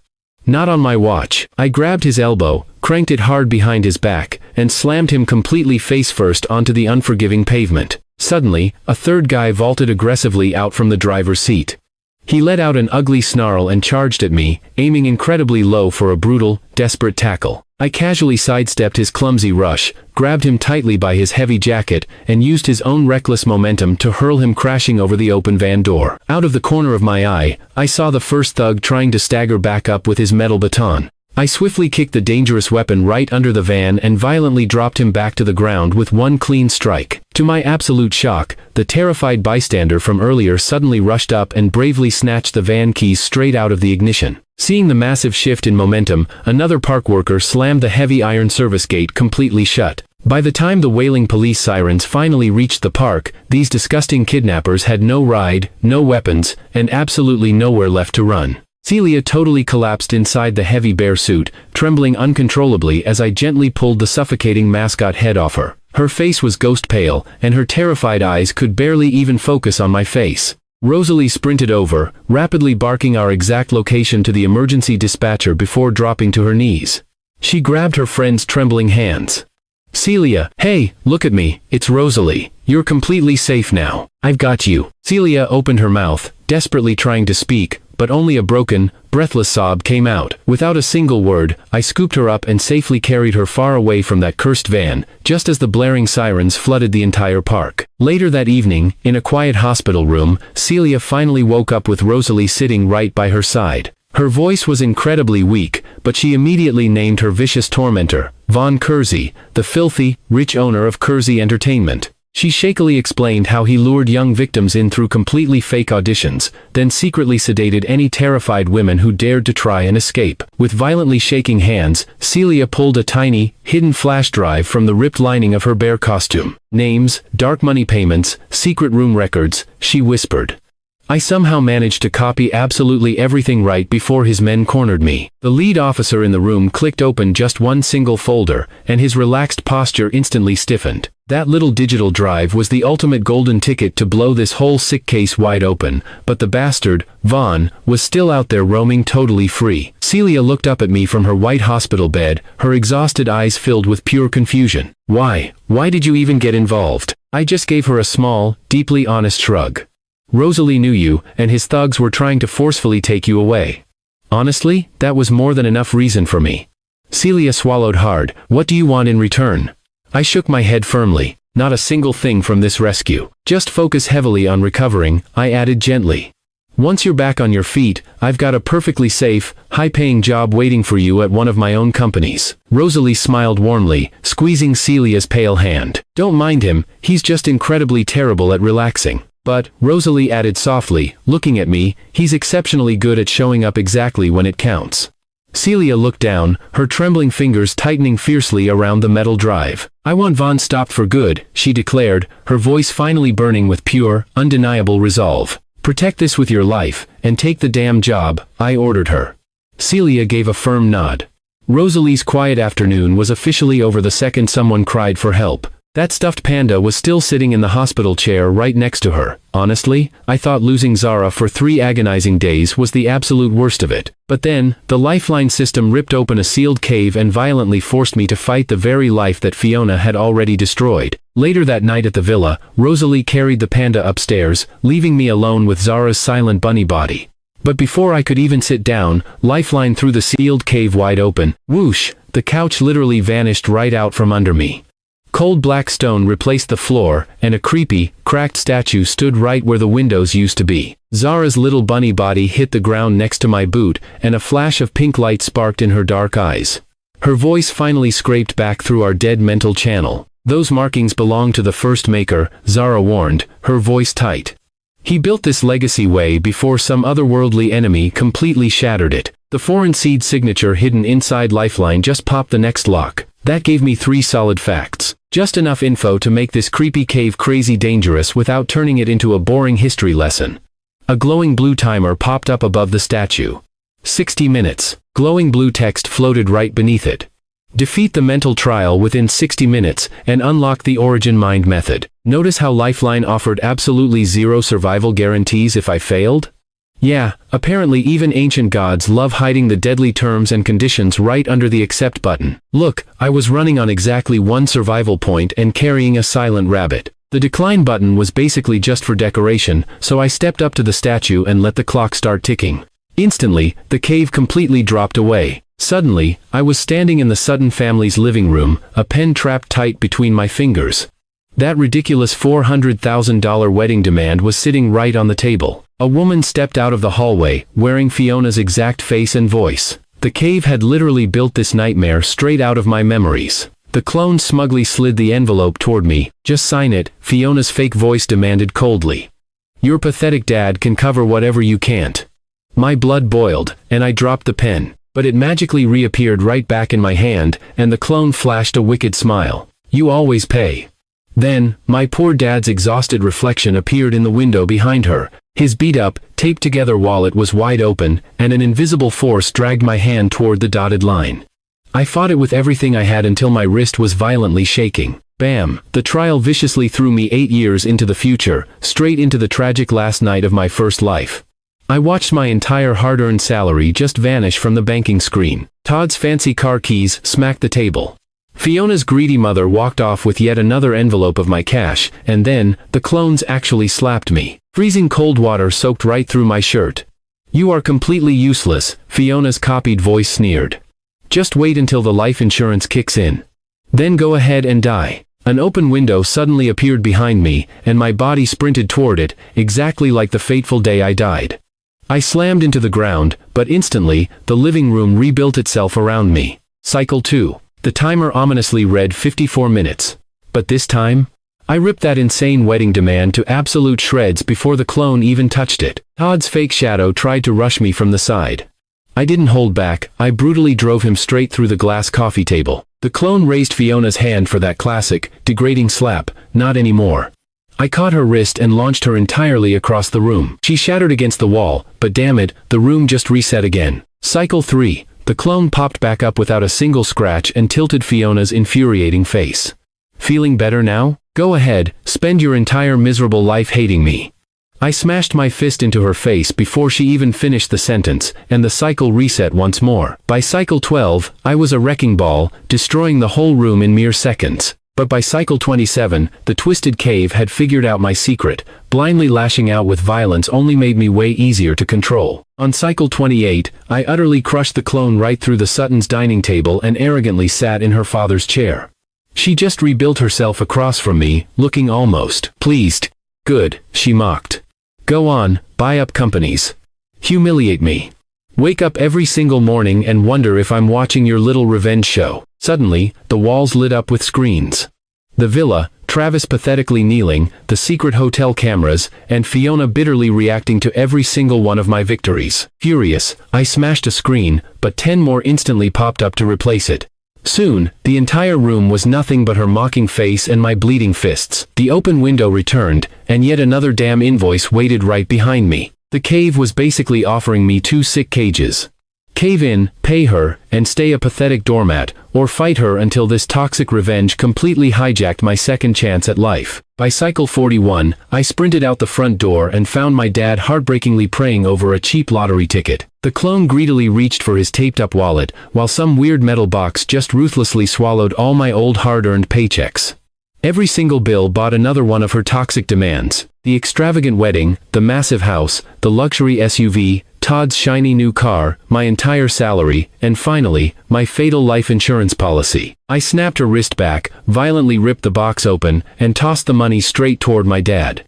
But as a sick joke, the bills turned completely blank before they even reached his hands. You can't buy back a life you've already thrown away, the clone sneered. I drove my fist clean through the metal box in pure rage, but the cycle just reset anyway. Skipping to cycle 63, Rosalie was suddenly pinned against her apartment wall, while brutal debt collectors held a knife to her throat.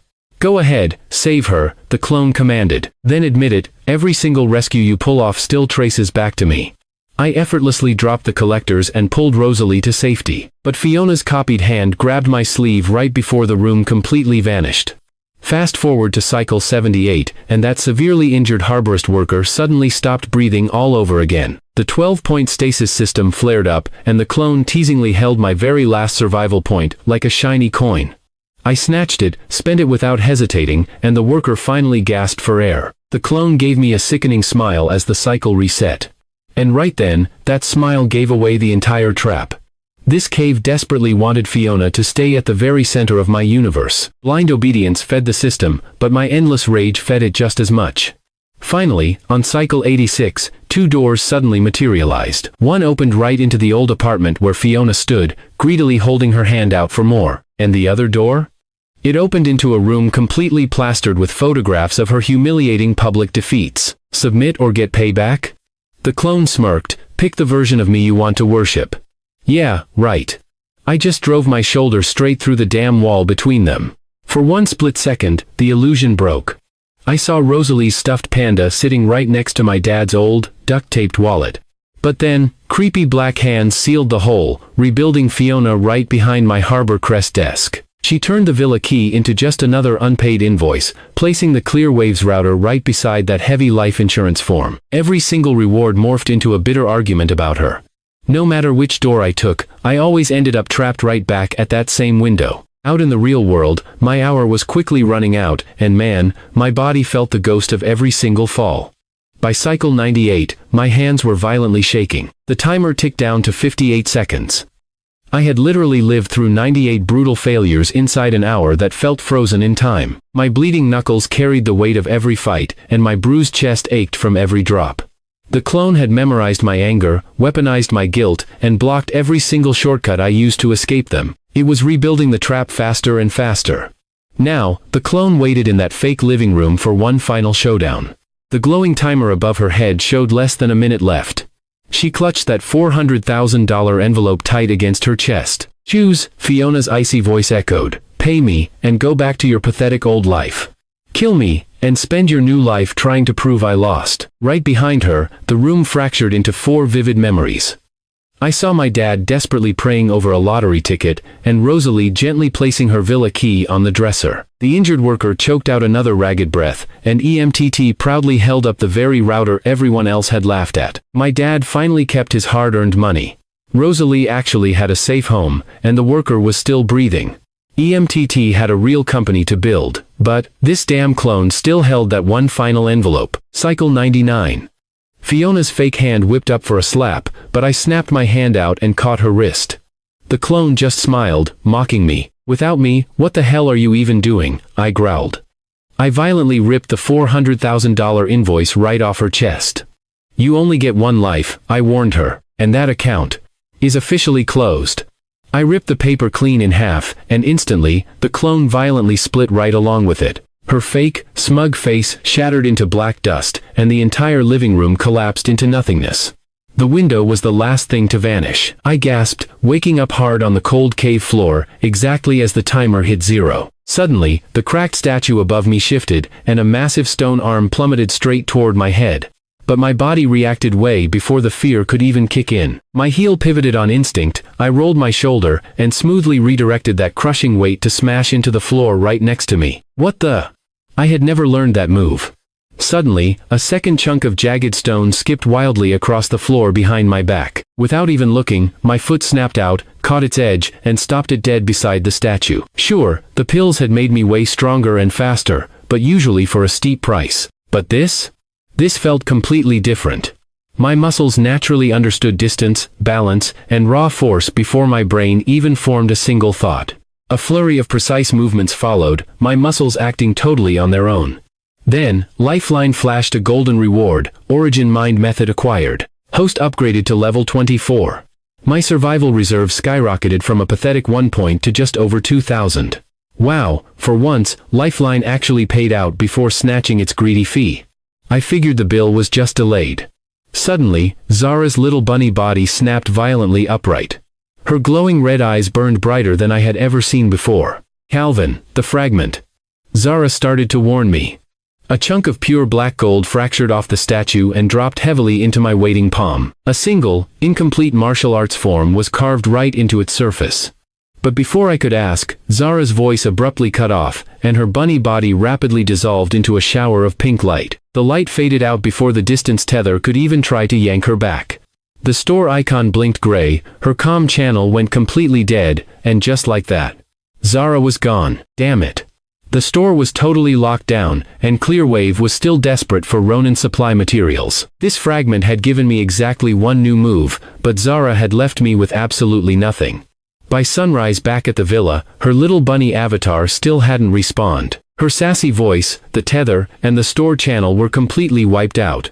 All I had left was this mysterious black gold fragment sitting on my kitchen table. The carving clearly showed half of a complex footwork pattern. When I traced it with my finger, the origin mind method automatically forced my stance to complete the missing finish. But the clue just ended right there. Figures. The one time I actually had 2,000 points to spend, Lifeline literally left me on read, and Clearwave was still facing a massive real-world problem. The prototype components were completely overheating, and Ronan Beckett had only offered us a measly test path. I desperately needed his powerful family's material support before EMTT accidentally fried yet another expensive production run. So that morning, I packed up the fragment and marched straight to Ronan's massive family estate. Surprisingly, Ronan didn't meet me in some stuffy office. He was waiting in a private training dojo. This was the wealthy materials heir who actually forced Travis to honor our bet. He was also the same guy who watched Dorian crush my hand like a high-class thief. Ronan looked right past my shoulder. "Where's your little red-dressed assistant?" he asked. "Missing," I replied flatly. Instantly, his casual expression sharpened into something dangerous. "And you still showed up here alone?" he scoffed. I stared him down. "I brought something expensive." I carefully placed the ancient fragment right onto the low table between us. Ronan reached out, but his hand hovered, stopping right before touching it. All that careless amusement completely vanished from his face. He leaned in close, tracing the carved martial arts movement with a single finger, before quickly pulling his hand back. "This is incomplete," Ronan murmured. "Yeah, well, so is your materials offer," I fired back. His mouth gave a slight twitch. "Let me get this straight. You brought a literal divine-looking relic, just to negotiate router parts?" I tapped the heavy fragment. "Hey, I'm a businessman. Everything becomes inventory eventually." Ronan just stared at me for a long, tense second, then slowly took off his jacket. He casually kicked a chair completely off the floor, then confidently stepped right onto the center of the training mat, waiting for my move. "Show me the movement," he demanded.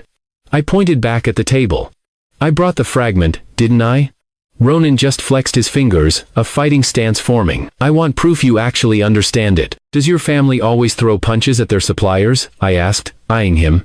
Ronan just threw up both hands with a smirk. "Only the ones who look like they can take it." "Fair enough." I stepped onto the training mat, and boom, Ronan didn't waste a single second. He closed the gap in a flash, launching a brutal palm strike right at my chest. The old me? Yeah, I would have reacted way too late and eaten that hit full force. But thanks to the origin mind method, I read his weight shift before his hand even came close. I pivoted my left foot just half a step. His palm completely whiffed past my ribs, and I bumped his arm with my shoulder right at the sweet spot, totally shattering his balance. Ronan stumbled past me, barely catching himself against the wall, and let out a sharp laugh. "All right, let's go again," he barked, charging at me even faster this time. This time, that palm strike was just bait. He threw a vicious low sweep with his leg while slicing his elbow straight toward my jaw. I hopped right over the sweep, grabbed his forearm, and used his own momentum to launch him across the mat. But Ronan just rolled, planted a hand, and bounced right back up without losing a drop of speed. Not bad at all. The wealthy materials heir actually had some real skills hiding under those expensive shirts. Ronan rushed me for a third time, faking his direction twice before finally committing to the strike. I stayed dead still, waiting for the exact split second his heel hit the floor. Then I slipped inside his guard, locked his wrist tight, and froze my free hand exactly 1 inch from his windpipe. At the exact same moment, his other fist stopped dead against my ribs. We held that tense pose, while Ronan glanced at my hand, then down at his own. "Looks like a draw," he muttered. I kept my fingers hovering near his throat. I don't know, my hand landed in a much deadlier neighborhood. Ronan pressed his fist slightly into my ribs. My knuckles begged to differ. I finally let him go, smirking. "Yeah?" Go ask them again after they take a class in high-stakes finance. Ronan finally lowered his fists, stepped over, and picked up that mysterious fragment with both hands like it was a holy relic. Instead of marching back to his fancy boss chair, he just stood right there next to me on the mat. He held the fragment up to the light, tracing the broken edge of the missing half all over again. Just this one piece. It's worth way more than the entire component contract, he whispered. And I'm handing it straight to you, I shot back smoothly. In exchange, Clearwave gets all your material backing. Ronan kept his eyes glued to the ancient, incomplete carving. You really trust me with something this huge? I trust you to realize exactly what I'll do to you if you end up wasting it. A slow grin spread across his face. Ah, there's the ruthless guy I heard about. Ronan immediately called his ops chief into the room. He greenlit the heat-resistant batch for Clearwave's priority testing right then and there, promising a full-scale supply line the second our boards proved they could handle it. He actually signed the authorization while still wearing his training gloves, and just like that, the shipping status flipped from pending review to absolute top priority. You've got your materials, Ronan told me, and I keep the fragment. Just try not to challenge it to a fistfight, I joked. Ronan glanced down at the cracks we just made in the mat. Honestly, it might beat me even faster than you did. He walked me out to the door himself. The same snooty staff who treated me like a beggar on the way in were now practically bowing as we walked past. Later that afternoon, back at Clearwave, Emmett stared at Ronan's authorized signature like it was magic, then happily chucked our old, burned-out circuit board straight into the trash. The engineering team quickly swapped in one single Beckett component and cranked the power on the router. 30 seconds ticked by. The outer casing stayed completely, perfectly cool. The wireless signal was rock solid, and that emergency fire blanket we'd been keeping handy finally got shoved back into the storage closet. One of the tech guys literally hugged the materials crate, which is basically how engineers say, "I love you." Emmett slid a blank product launch folder across the table to me. My partners are hungry for actual development now. We desperately need you to take the reins. Branding, making deals, setting up distribution, and pushing for expansion. All right, I'll take over all the commercial ops, I agreed without missing a beat. You stick to what you do best, the engineering. Emmett handed me a whiteboard marker. Okay then, boss. Tell us, what's the big plan after the router? I set a clunky flip phone down on the table, right next to a standalone digital camera, then turned to the glass board and drew a single, massive rectangular screen. Phone calls, high-quality photos, messaging, and full web browsing, I announced. Everything in one device, fitting into just one pocket. A senior engineer instantly pointed a skeptical finger at my drawing. A screen that huge will absolutely nuke the battery life, and packing a lens in there will make it way too thick. Then we let the first model be a little thick, I shot back. Customers will easily forgive a bit of extra weight if this one device replaces 3 heavy things they already carry around. Emmett looked back and forth between our perfectly running router and the crazy smartphone sketch on the glass. All right. The network guys will stay focused on the router launch. A smaller elite squad starts building the phone. Start on it right now, I told him, totally serious. Those exact same 2 engineers who used to question my very first investment just popped the caps off their markers and got to work without a single complaint. One guy immediately started mapping out the internal battery housing, while the other began sketching how to share components with our router tech. Emmett just stared at me and asked where the hell I got an idea like this. I just really hate carrying extra crap in my pockets, I told him with a shrug. Plus, I read some pretty excellent market reports. By the time evening rolled around, the first batch of Clearwave crates were already tagged and shipping out to Harborist's massive, abandoned 3rd floor. Just 2 days later, that huge empty space was completely packed with prototype workbenches, advanced router antennas, and my giant blueprint for the world's first true smartphone. Emmett's engineering crew was now busting their butts inside a prestigious building that my father could have spent his entire life just dreaming of getting into. My old man had always prayed for just one safe, secure house for us.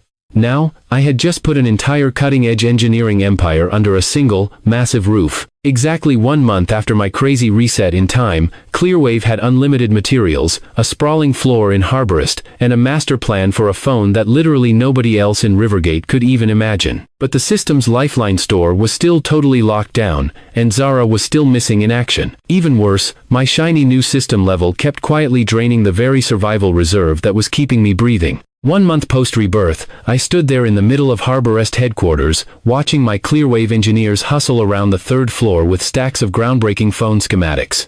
But Zara was still nowhere to be found. The Lifeline store's icon stayed totally grayed out, and my supposedly higher power level just kept devouring a survival point total I couldn't even monitor anymore. Frustrated, I ripped open the system panel one more time. Nothing at all. My healing boosts and fortune sight abilities were still trapped behind that same infuriating gray lock screen. Suddenly, a blinding flash of pink light blasted the glass wall right next to my desk. Zara materialized into the real world in her full-sized form, gasping and bracing one hand heavily against the window. The edges of her bright red dress were glitching and flickering wildly, and her face. Her face was completely stripped of that playful, teasing smirk I was so used to. The system's Lifeline channel forcefully ripped open alongside her, and those familiar blue holographic numbers finally flooded back across my vision. My survival reserve had tanked hard, but thank God, I was still in the game. Basic system access flickered back online, but the store? Still completely dead-bolted. I snatched Zara's wrist before that strange light could steal her away again. She felt incredibly real under my grip, even as her pulse and very outline glitched out like a bad connection. I tightened my hold and stepped right up to her. "Where the hell did you go?" I demanded as Zara slowly straightened up. "I had to confirm something," she murmured. I refused to let go. The tether completely failed.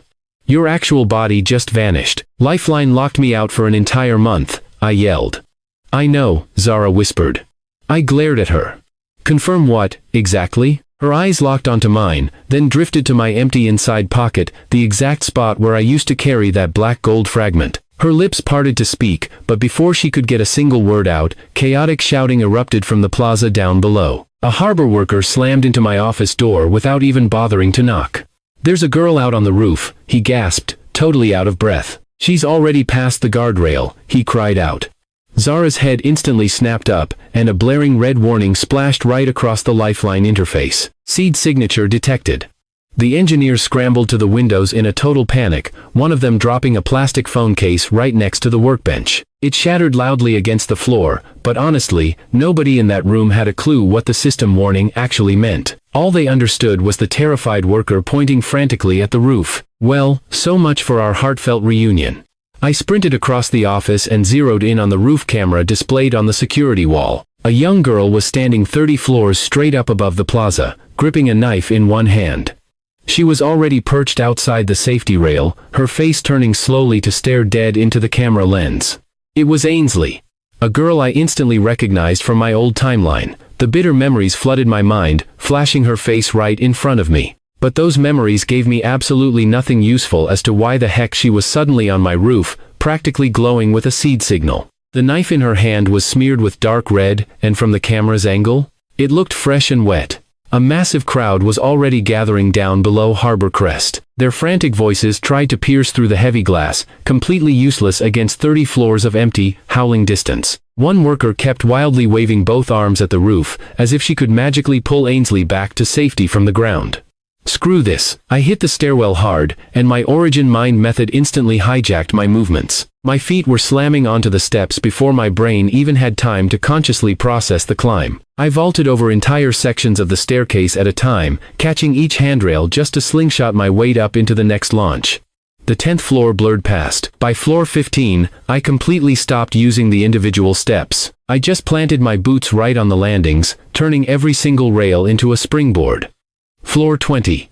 My lungs were absolutely screaming on fire, but my flawless balance never once wavered.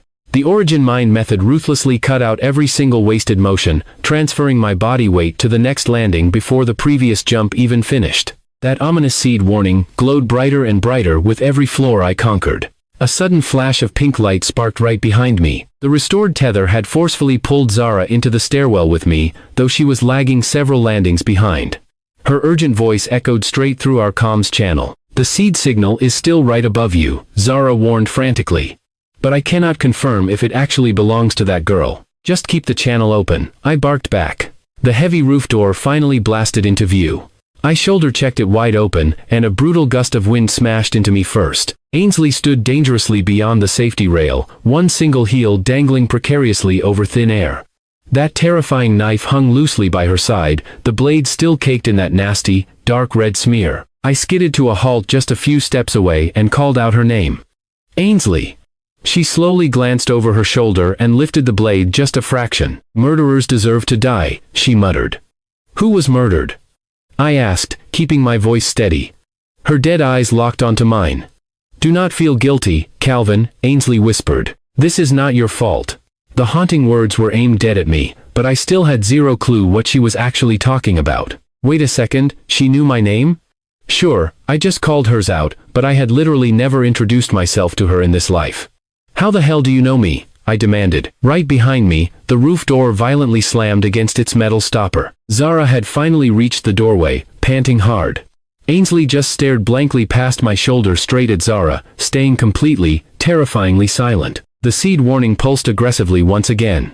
I held my hands up high, keeping them totally visible.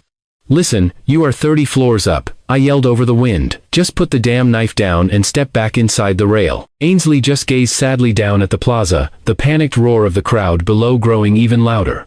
I carefully inched exactly one step closer. She instantly raised the knife between us, the blood-red blade catching the harsh daylight. "Stop right there," Ainsley shrieked. I froze immediately. Zara's voice dropped anxiously into my ear through the channel. "Calvin, the signal just massively spiked." Ainsley's white knuckles strained as she gripped the handle tighter. "Are you calling yourself a murderer?" I asked, probing carefully. Ainsley stayed completely mute, so I forced my voice to stay level. "Then just hand me the knife, and tell me whose death you are even talking about." Ainsley just looked mournfully down at the crimson blade, and suddenly, her tense shoulders completely relaxed. Honestly, that terrified me way more than her shaking ever did. The brutal wind whipped her heavy coat across the metal rail. A loose edge of fabric snapped violently over 30 floors of absolutely nothing but empty space. I quickly shifted to my left, offering her a wide, clear path straight back onto the solid roof. "Just step toward me," I pleaded.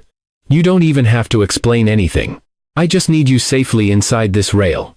Ainsley slowly shifted one foot, and for a split second, I actually thought she had chosen to live. But then, her entire body weight devastatingly shifted right back onto that one heel dangling over the terrifying drop. "Whatever just happened," I said desperately, "jumping leaves the final answer with literally everyone except you." Ainsley's grip locked tight, and my eyes darted straight down to her feet, completely ignoring the knife. Her right heel shifted just an inch, and my origin mind method caught the fatal movement before her body even fully committed.